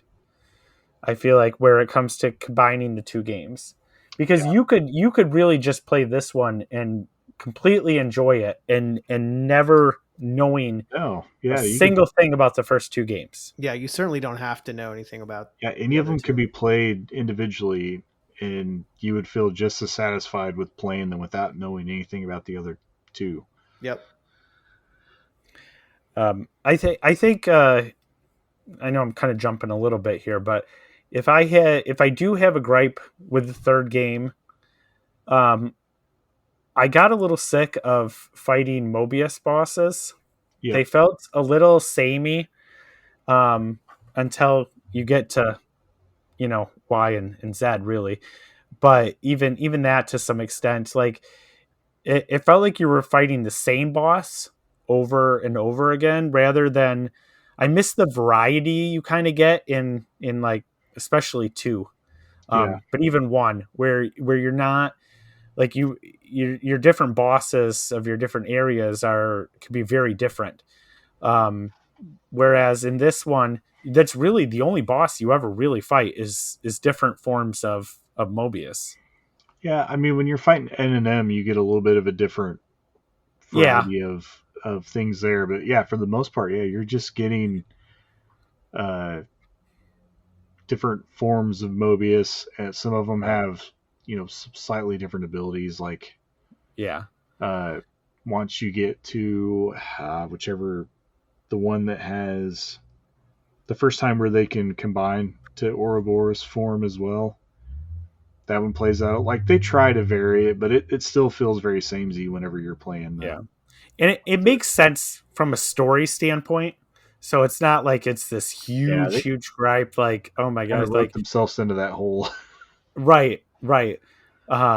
And so, but it would have been nice if even if the Mobius had just looked a little different. I think like it would have helped a little bit, but they all looked almost identical as well. And so it just kind of felt like you were kind of repeating that boss at the end of every chapter. Here's the, random Mobius number or not A number, letter. letter, whatever. Just climbing the alphabet towards the Right. end of the game. Yeah, that never really Yeah, bothered me. I didn't think too much of it. It did make sense from a story standpoint. It Yeah. wasn't just some rando boss. Um, and at least I felt like there was enough. Like if you were just fighting the same faceless Mobius or, the same personality, I could see how that would have gotten kind of monotonous. But at least to me, I felt like there was enough differences in, how they would behave in battle and how the Yeah. quips that they would have and their attitude about the whole thing. At least to me, none of it ever felt like I never wished differently playing the game. Like I never was like, oh, here's another Mobius. Like I don't remember having any feelings like that, at least for me personally. But I could see that as a legitimate, criticism. And again, it's nothing that took me out of the game. It's nothing that would prevent me from playing through this game again. It just was kind of like, all right, I don't know, maybe even a little variety of like, oh, maybe Mobius kind of infects like this monster or whatever, makes it some of those large monsters or something like that and corrupts it, or I don't know. I don't even know if that would have worked. Well, But you do have a few of those kind of like, I don't know what you call them, but rather than the humanoid Mobius, you have like the monster form, the Ouroboros form, whatever you want to call it. And there's that one that they kind of merge two of them together. Mm-hmm. Yep. And so there's definitely some variety there in those bosses. So they're not all just like the humanoid Mobius. Right. So there was enough there for me that it always felt like, oh man, I'm going to take down another Mobius. I'm going to get to destroy another flame clock and free another colony. And like, this is awesome. Maybe get a new traversal skill of some kind and move the story forward. I think part of it is the fact that the story never wavers. It really, yes, you're getting new perspective on the story as it went along, but the plot and everything was laser focused. Yeah. And so like when you think about the first game, or you think about, Xenoblade Chronicles 2, there's different plot points and different machinations of different characters from all over the world. Mm-hmm. Right. And so you're going to, it's a little more typical RPG that way. You go to a new land, you go to a new country or whatever. Mm-hmm. And all right, you got to figure out what's going on here. And yes, it's tying overall, but it's kind of its own little story within it. Whereas this really, it's laser focused the whole time. This is your end goal, is these guys are the bad guys. Yep. And you're not, it's the same no matter where you go in this world. You're not escaping. You're not hiding from these guys. You're not able to escape it. Switch too, and it never does. No. Right. And so you're never like, there's no room for anybody else to have their own machinations really going on here. You know, everybody is living in this world that's controlled in this manner. And that's just really, to me, that's really just good game design, really good storytelling, because there's plenty of RPGs in particular that are still great games. They're still fantastic games. I would still play them again. But, there are certain RPGs where you hit some plot twist, and on one hand you're like, whoa, but on the other hand you're like, well, then what was the whole point of the last 40 hours of my life spent in this game? The first half of the game. Yeah. Or you'll get other just weird scenarios where like, and this just might be a gaming mechanic thing, but you are in this ridiculously dire situation, whether it's just the destruction of the world or some hugely impactful RPG / anime plot. And, you walk into a shop and they're like completely oblivious to what's going on in the outside world. Like everything, all of existence is crumbling around them. And they're like, hey friend, would you like to play a game? Like, you know what I mean? Like there's nothing like that pulls you completely out of what's going on. And I just think it's impeccable game design. Yeah, every character in this game is living in this world. Right. There's nobody that is living their own separate world inside their shop or whatever. I mean, there really isn't even shops to this game. No. Yeah, it's You know, just you got folks outside or in the colonies, like, hey, right. we're at war, we got some supplies. Like, that's about it. Yeah, exactly.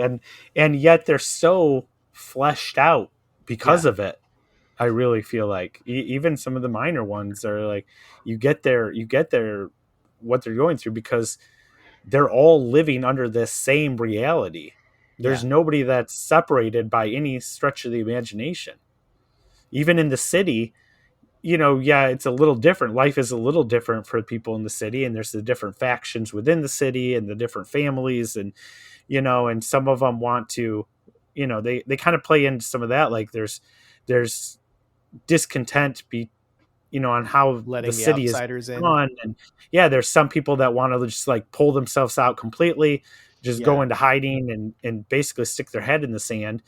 Like let's not even worry about Mobius anymore. Let's just live our lives here and be grateful. And then you got other people that are like, no, we need to mount this resistance, and Right. and so, but even they aren't really disconnected from what's really going on in the world. It's melancholy, pretty sad in the city too, They know what's going on. They're just trying to hide from Be oblivious.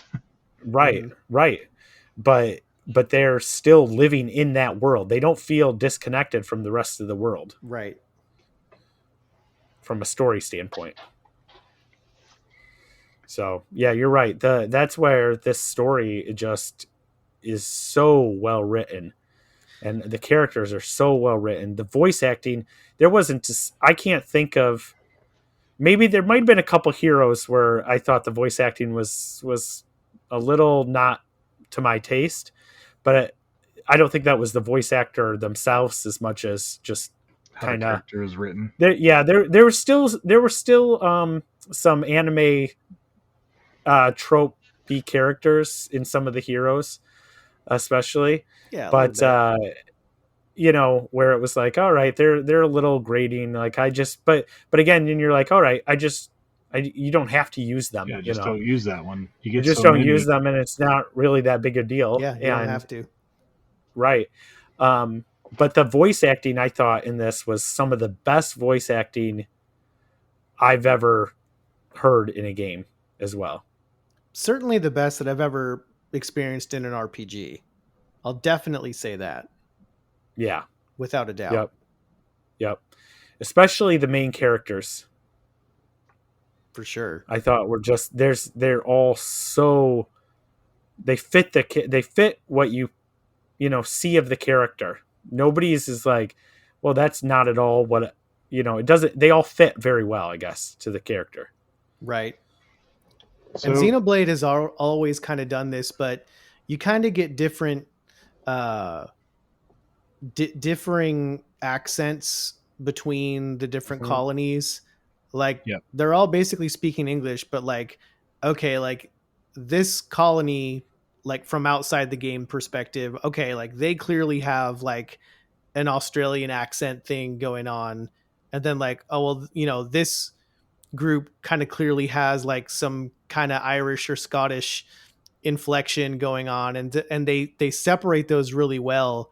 It's not like everybody in every colony and every race is speaking the exact same, dialect. There's separation there to where, they can all more or less communicate, but there's definitely differences in the way they talk, and it's very consistent that way. So I definitely, that's one thing that I really like about the world building in Xenoblade. I do wish though they could have figured out how to connect like anytime anybody spoke a line of dialogue though, and then there was a comma and then the person's name that they were talking to. I don't know if you guys noticed, but there was always this slight weird pause, and then like it was like they connected the name and pulled it from other dialogue, and so it didn't. It would always. I don't know. Maybe it was just me, but I maybe didn't notice. It's definitely possible it's there, but I don't think I noticed. But where it'd be like they'd say something in one, in one tone, and then they'd be like weird, awkward pause. They'd be like Noah, and it would just like not really kind of fit. But I I don't know. Maybe it was just me. I'd be interested to see if anybody on Discord or anything Yeah, I'll have to noticed go that, or back if and listen it was now. just me. Right. Again, nothing that took me out of it. Nothing that was like, not making me appreciate what was done Yeah, with the voice definitely. acting. It was just kind of, it was weird. It was just seemed like some weird editing in a couple of spots. Yeah, definitely could be. They might have wanted to throw a name at the end of a line there and just spliced it. Yeah. I'm sure that happens a lot. Where are we at, John? We've been real loosey goosey with this discussion, and it's all been fantastic. But I want to try to. Yeah, we need to probably gather the ending really quick, and then maybe just a few thoughts before we get out on some of the gameplay that we liked.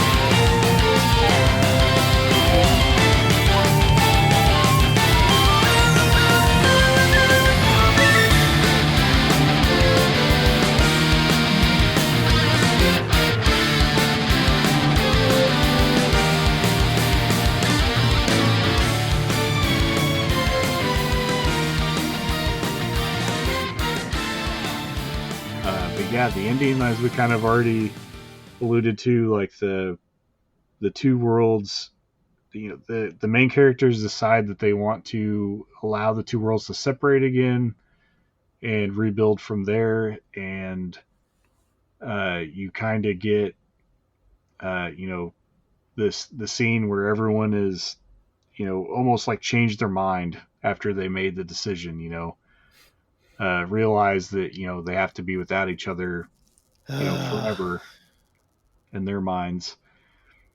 And it's just a very good like heartfelt scene that they throw in there towards the end that Broke my heart, John. Broke my Yeah, I was heart. gonna say, know. you mean heartbreaking. Or heartbreaking, but yeah, heartbreaking, I God. guess. Yeah, not heartfelt, but yeah, heartbreaking that everything gets built for the whole game and then gets ripped apart at the very end. And this is kind of where, like, I hope that something kind of ties things back together with the DLC, because they kind of give you a hint at the very end when they showed Noah and Lons and Uni basically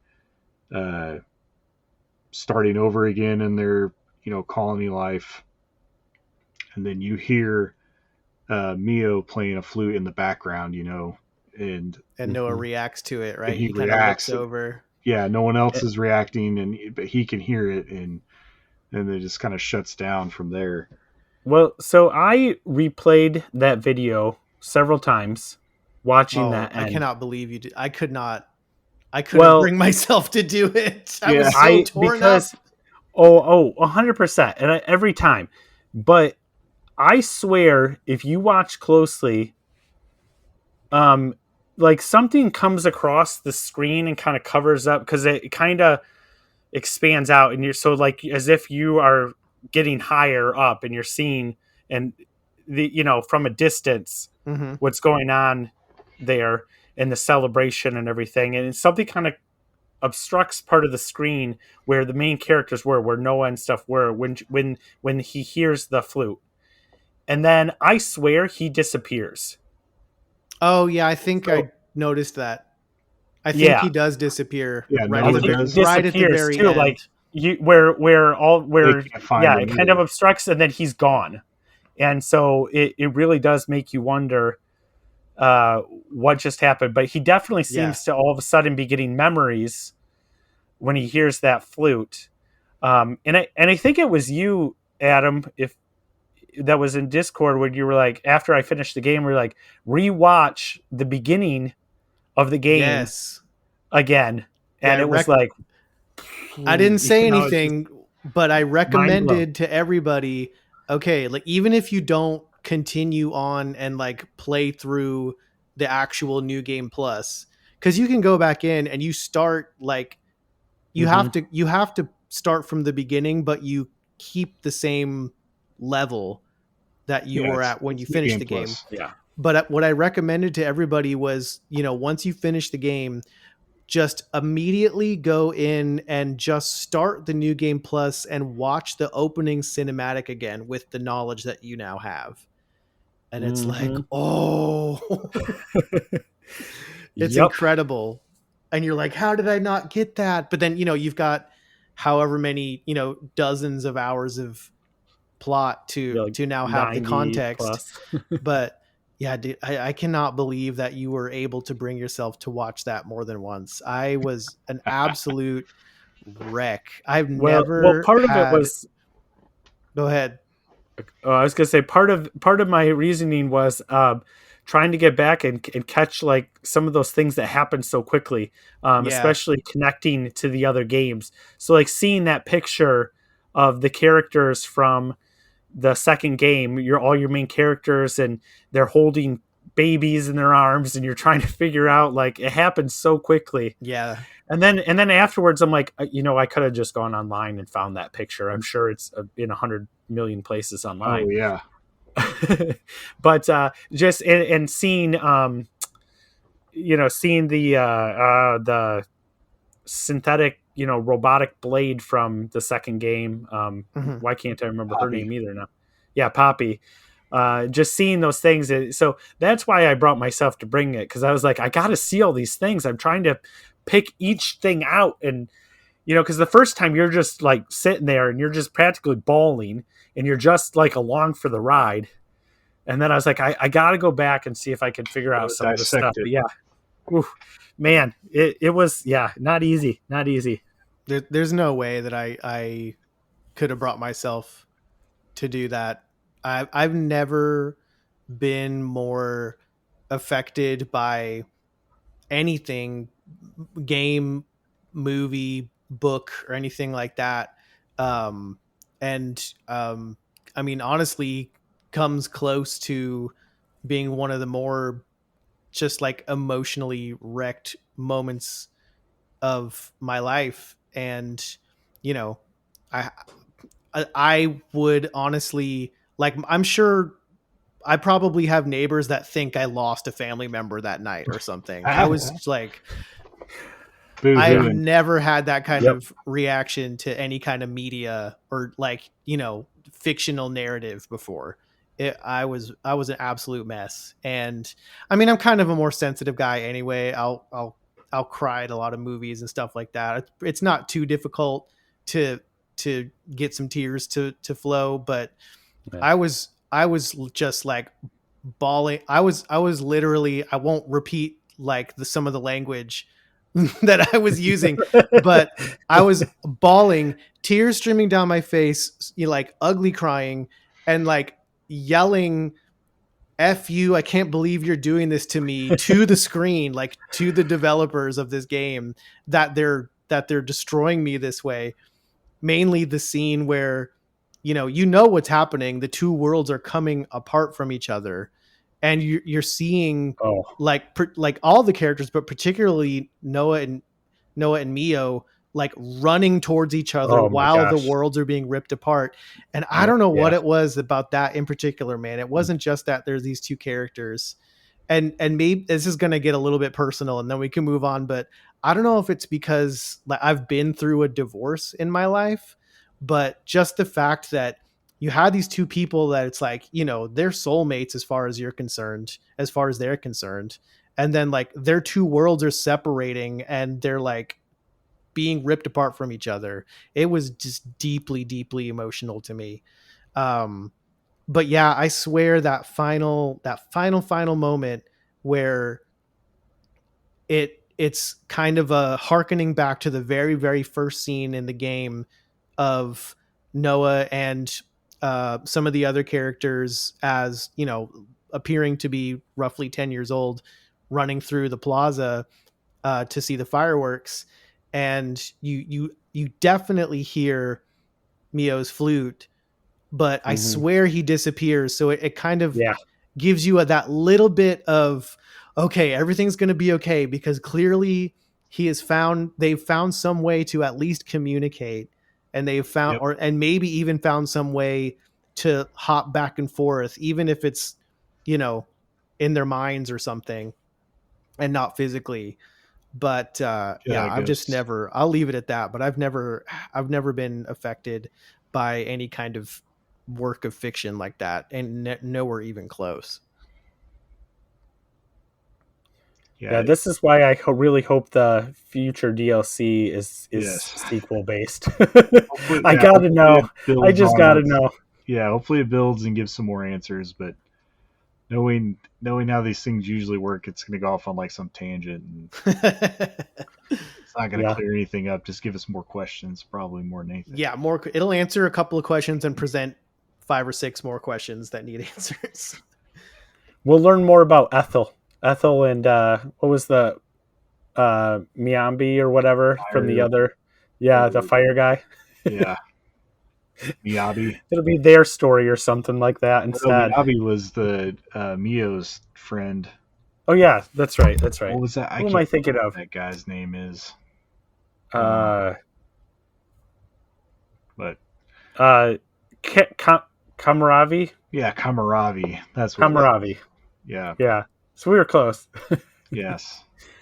So after playing through the whole game, who's your favorite main character? Ooh, I'll let you go first, Shannon. Oh man, It's that's like tough. picking your own kids, right? I know. I you know, I Or who are you more I do drawn have a to? connection. I do. If I don't say Noah, then I feel like I'm picking away from my own kid. No, so I have that connection. Noah, I really dug his sensitivity and everything else. He wasn't your main protagonist that's like this mysterious just sticks to himself loner kind of character that you get in a lot of RPGs, or kind of over the top. He was I really related to his character personally. I just feel like that's kind of the if I had an archetype of my own personality, it's probably close to Noah's. But I also can't help but love my girl Uni. I don't know. She was just kick ass, and I loved everything about her character too. So I'll go with those two. But man, it's hard because there's not a character I disliked. Yeah, I'm with you on that. What do you think, Adam? If you had to choose one, I mean, it's really what's yours? tough. I'm probably not gonna go Noah. Not that there's really anything that I could say negative about his character. Just because he's just very well rounded. He's a soldier. He's a leader. He cares about his friends. He's got some deep convictions, and that's fantastic. That's kind of exactly what you want from a main character. I gotta agree with you on Uni. She is, as far as like the main 6 goes. I love a tough gal. Like Mm-hmm. I really liked every scene that she was a part of, so I like her quite a bit.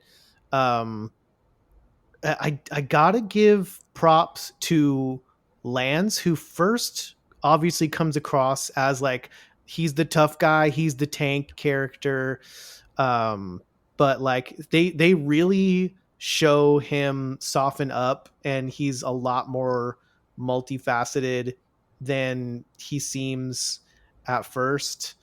But yeah, I gotta agree. I wanted to try to go for someone different, but I gotta go with Uni. She's special. She is. Yeah, I really enjoyed Uni as well as a character. But I think I just like the story that they produced for Mio and how similar she felt to Nia as a character in the second game. Like, Yeah. For uh, sure. I really like drawing that comparison and how they fleshed that out. And I really thought that she was going to end up being my favorite towards the beginning of the game, because Nia was my favorite character from Xenoblade 2. by a wide Oh, yeah. margin. So I thought that, okay, so Mia, I'm getting the names conflated now. Mio is essentially the Nia of this game Right. of Xenoblade 3. So I thought at the beginning, like, oh, okay, clearly, but as much as there is to love about her, I don't have anything negative to say. There were just other characters that stood out more for me. But you definitely can't go wrong with Mio as a favorite at all. And then if you got, I know you guys didn't get all of the heroes, but which were some of your favorite heroes that you found along the way? Ethel. And I was devastated when they killed her off. Yep, that hurt. And but then to find out, I mean, it's a little convoluted to get her back, but you can get her back again.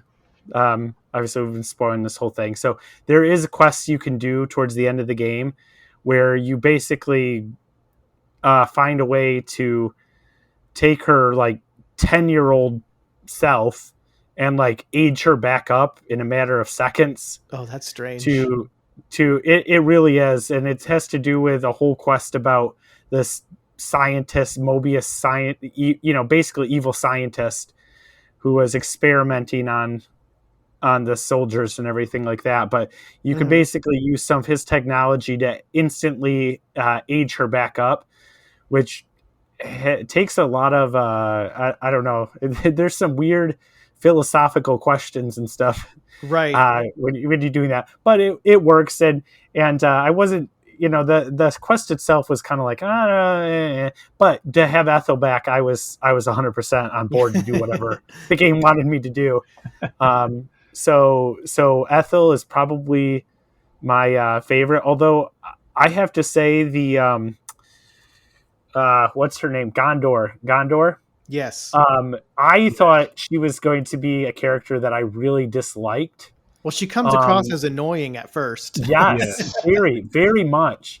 And then by time the game kind of goes along and you kind of learn more about her and how she is, the person she is and everything, she really grew on me. So I have to add her too.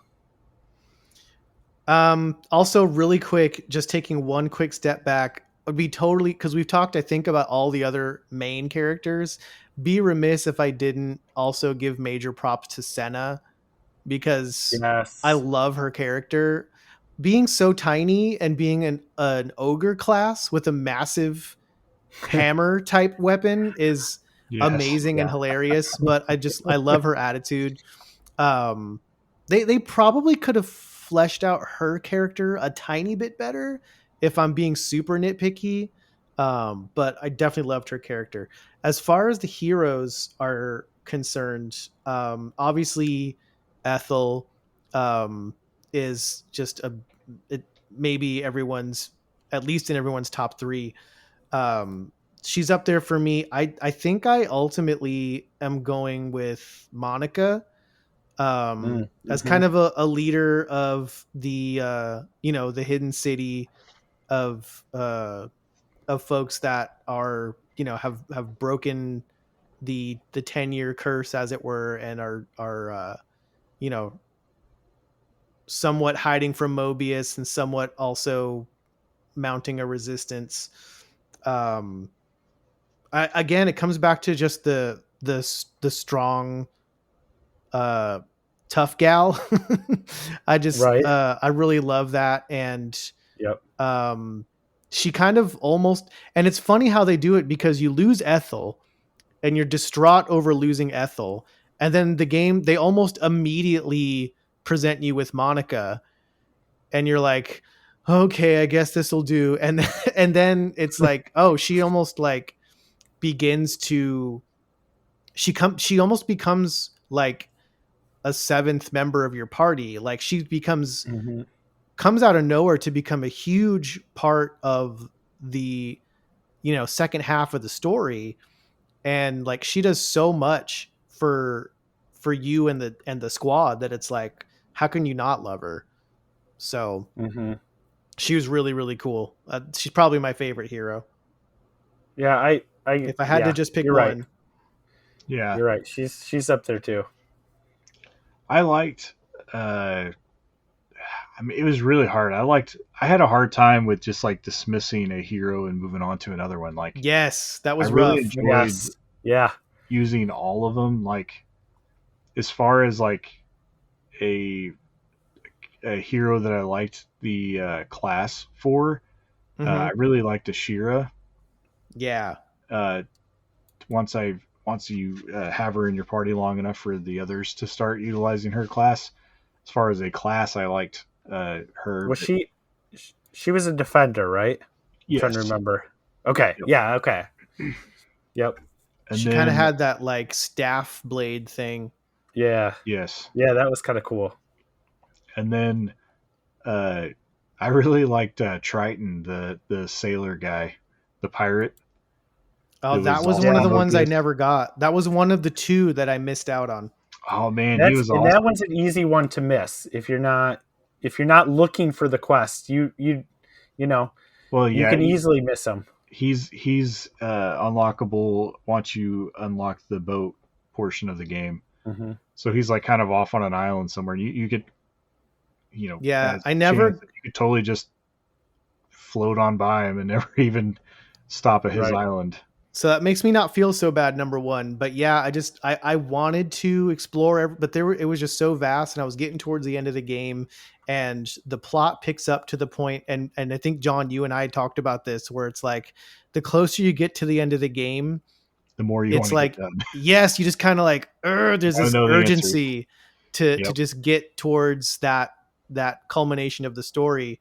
And so yeah, that's why I didn't explore all of the islands like I initially wanted to once you get the boat. So yeah, I missed Triton, and I missed the robot, the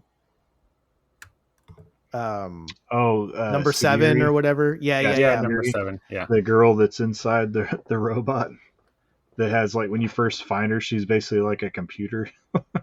Yeah, She's see, I not- just know that that's a character that I didn't even know that aspect of it.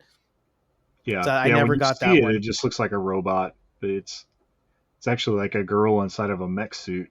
Um, Oh, but- that's the hero that lets you traverse over Yeah. the poison. Yep. That's the only one I've missed. That's the one I missed. Nice. Yep. So yeah, that's a very interesting quest too, because like it's a pretty drawn out hero quest in order to get her. Because you could kind of like find her, and then you have to. So I guess really you miss out on a Mobius too if you don't do that quest. So there's a Mobius that you fight that if you don't do that quest, you won't ever fight. So you guys missed out on that too. There's still a Mobius running around I got to take care of. So yeah, Hopefully got destroyed destroyed when by default when the worlds got ripped apart. We can Right. Yeah. we can make that assumption. But yeah, so I guess really that's kind of the game in a nutshell, I guess. Yeah, we scratched the surface a little bit. I'm not Right. as much. I mean, I kind of talked earlier how maybe we could get to some gameplay, but I think we kind of covered most of Yeah. that. I mean, the rest of the gameplay is all things that you would get by just playing the game. So we covered basically what I wanted to cover with this episode for sure. You guys have any other thoughts on the game that you want to portray before we move on to the outro? I guess the exploration in this game is still one of my any of the Xenoblade games. That's one of my favorite aspects is the fact that you can just go and explore. Like, yeah, you have all these things that you're supposed to be doing, but the game is just so much fun to just start running around, trying to avoid the monsters are just going to destroy you. That's and a staple can I of just the series. right, exactly. But can I just say, being able to swim and fight was At the the same best time? part, the best thing. Yes, at the same time, it was the best change they made in this game compared to the other two. Lots How of many quality times of I life would try to improvements. you had to collect something, and especially in the second game was guilty of this a lot. Like you had to collect, something from some enemy that's like in the middle of the water, and so you're trying to like coax it close enough to you to attack you, Mm-hmm. or go out there and have it chase you to the shore so you could actually fight it. Right. Here you could actually do both, which was like game changing. It's Yeah. So something just that, wanted to like, throw that in there. it's something that I totally forgot about. Because I don't even know if they tell you or when they talk about it in this game, but you can still kind of like throw a rock or whatever to like draw aggro on an enemy. Yes. Right. And And I was it's probably like 3/4 of the way through this game before I even thought about doing that. oh Trying to figure out if you can do that. I was just fighting everything, everything head on as it was coming Right. you coming were the through. aggro. You were just Yes, yeah, I was the cannonball just coming through there, but I guess it made me think of that because I remember playing the second game and having that issue too with the in water uh, monster fights. But like a Yeah. lot of times you could draw them to you with the throwing the rocks at them hmm if they were Yeah. within a certain distance. I'm Well, glad as they long as kept they were that within in. a certain distance, yeah. Yeah, I always Yep. wish that the range that you could throw and get their attention was a little bit further than it actually yeah, is. Yes. And I don't remember if it was that way in the second game, but it definitely felt like this in the third game. Like, oh, you have to like inch just close enough to where you're Yeah. uncomfortable with how close you are because there's like 30 of some enemy and it's like I can only yeah. handle 4 or 5 of these at a time, guys. Yep. But yeah, I agree with It was you like on that second. okay. Yeah, I couldn't remember. I totally agree with you on the exploration aspect, especially early on in the game. I was so over leveled because I was just having so much fun. Just like I probably those first 2 or 3 huge areas that you arrive at. I probably played through those in their entirety twice Yeah. because I was having so much fun that I didn't even want to like progress. I was Mm-hmm. just happy to travel around this massive area and see all there was to see and find the canisters and Yep. defeat all the enemies that I could that I was leveled enough to do, just try to avoid that, 85 level 85 baboon like just Yeah. stay out of his way, but everybody else you're going to take down. There's so much to talk about in this game. Like we honestly could have made a 4 or 5 hour episode out of this. Yeah. But I would be, and like we haven't even really talked about the battle system, which I think you're right, John. You probably don't really need to. The only thing that I would be totally kicking myself, and Seth would probably kick my butt as well if I didn't mention this, but the music Yes. is just some of the best that's ever been composed Yes. for Every anything. bit of it, even just like the most simple things like a Everything. pause menu, everything had very, very good music in it, and Just I mean, incredible the things that yeah, they've just done. very, very much puts you in that place. Like, Yep. Yeah, They really have done that with all 3 of the games. yeah, the music is but brilliant there's in all just 3. it's just it really is, and I think what really though brings it up a notch is that you have real in-game real world music that is affecting the Right. game, if that makes sense, with the off flutes. scene and everything, and so it just ties so well together. And I thought, oh, am I going to get sick of off scene and hearing? Nope, I Nope. never did. Like it, Never. it was so beautiful and so well done, and it plays such an important role in the story of the game that like they had to do well as far as the game's music goes, because otherwise you're kind of, I don't know, fallen flat in part of the story even. But everything, the atmospheric music, the sound effects, everything was just perfection. For sure. Yeah. So obviously major props to Yasunori Mitsuda, who I believe is the main composer. Obviously there's other folks involved as well. But that's just in a game full of amazing aspects to rave about. That's just among the best that any type of media has to offer. Just incredible music. It definitely, probably the best tracks I can think of in any game I've played this year for sure. Yep. Extremely memorable. Well, that's why I got nominated for best music. For best music. I can't imagine it not winning, but we'll see. Yeah. Do either one of you guys pick up the collector's edition of this game? No. I did kind of try. I'm not the collector's edition guy. I'm more of the OCD. I want my shelves and the games on them to look very uniform kind of guy. So I could personally do without the boxes, the larger boxes and the different, sizes of things. But I did try, and, we all know the sordid tale of the disaster that was the attempt to get the collector's edition on the Nintendo website. How did you find? Did you just how did you get yours, John? Was it like that second round they did?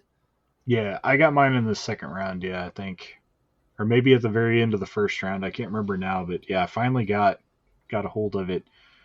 I was really bummed if I wasn't going to get it because I already have all the other ones, so I was like, I can't not get this one. I've already bought the special edition of all the other games, so yeah, I was really to be completely honest. I was like, okay, if I get in and John for whatever reason can't, like, I'm making sure that John gets it, because like I don't have the first two, and it's like there was honestly some relief when I was never able to get in, because now I'm like, okay, good. So now my OCD brain isn't going to make me go back and get the first two at the second enormous game is like $300 now for the collector's edition. I can't do that. It's insane now.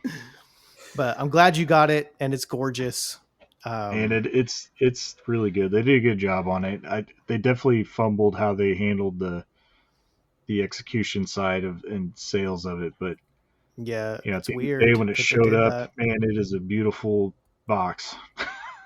And there's good stuff. I mean, that art book looks really nice. Oh man, yeah, the whole thing is really well done. I was very happy with it. Very cool. But all right, guys, I think we're gonna call this a show. We're reaching like all in time here for this episode, so we're gonna have to like do our outro and say our good nights, or I'm not gonna be able to go to work tomorrow. Well, it was it was worthy for the game of the year for sure. Yes, I know it's my game of the year. Mine too. Same here. So far, I haven't played anything that's taken it out yet. There's still another month and a half, so we'll see. But so far, this is it. Somehow, I don't think Sonic Frontiers or Tactics Ogre is going to do it. They're good. They're going to be good games, but it's not going to be Xenoblade 3 experience. No, I've been waiting. There's not going to be another one for a long time. Yeah, as soon as the second one ended, I was ready for this game to come out. So.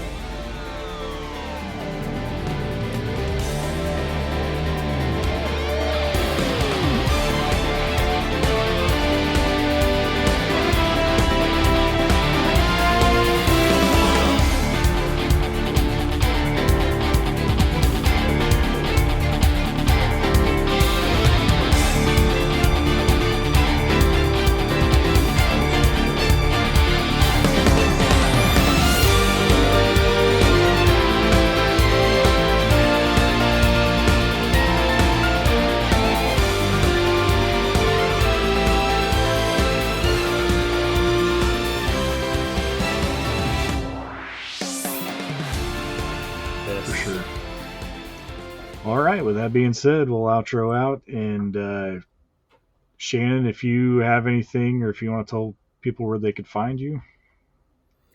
Yeah, I'm Spider Shan on Nintendo Dads, Retrologic, Discords. That's pretty much the only place I exist in a social media capacity.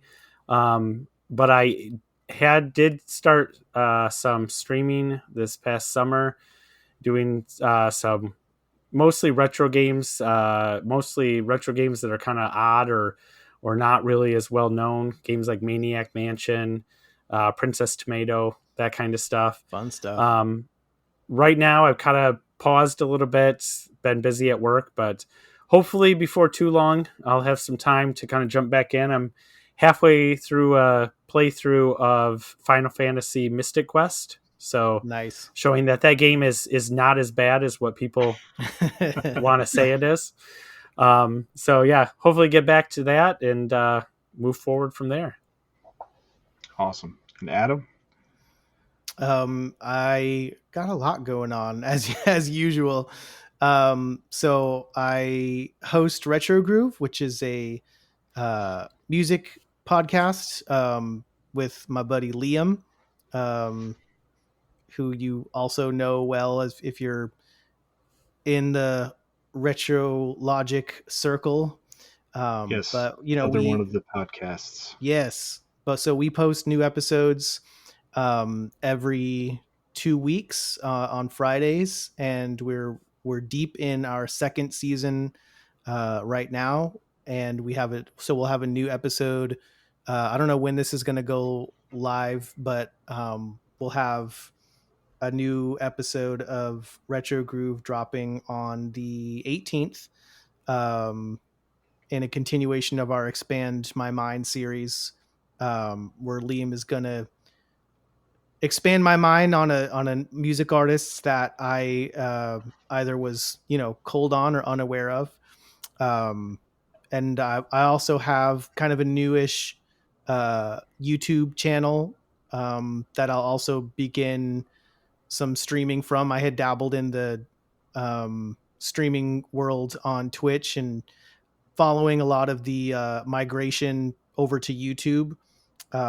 So I just posted a new YouTube video where I kind of get out in the rain on a Friday that I randomly had off this past not randomly, it was Veterans Day, but kids are in school and I was off work for the day, and everybody else that I called to go do something with was working, so I was like, all right, I'm gonna do a day out and I'm gonna vlog it. So I go to get coffee, go to a few retro game stores, buy some stuff, and just have some silly fun.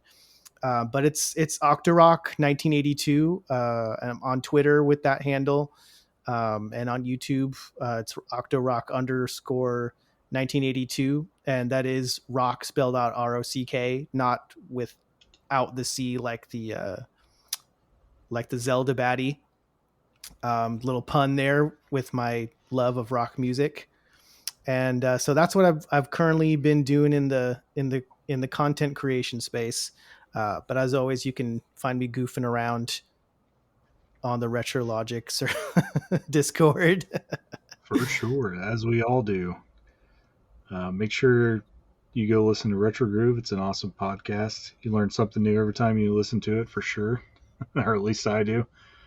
And also check out all the streaming efforts of both these guys. Whenever Shannon starts back up, we'll make sure we point you in his direction as well. With that being said, we're going to close this guy out. Thanks for listening on Topic Retro, part of RetroLogic family of podcasts. If you'd like to send in your personal experiences for the next show, but you don't have Discord, you can send them to ontopicretro@gmail.com. If you haven't joined the wonderful non-toxic RetroLogic Discord, what's wrong with you? You need to hop in there. It's absolutely free. We don't require anything other than just a good attitude, and you can find that link in the show notes. You can also visit retrologic.games for any details there, and you can also check out any of the family of podcasts that we have rolling through that website as well as Sam's blog, which he does all kinds of things in there. Talks about game developers. He hits the highlights of all the NSO apps for retro gaming. Just a good time, good read. Great stuff on there. Yeah, make sure you check that out. But that's going to be it for this one. This is a long-winded episode, and we'll be ready to Game get of the this year. Game of the year. Worth it. Stay tuned for more episodes. We'll put some more out, and we'll see you guys later. Bye now. Adios. Bye.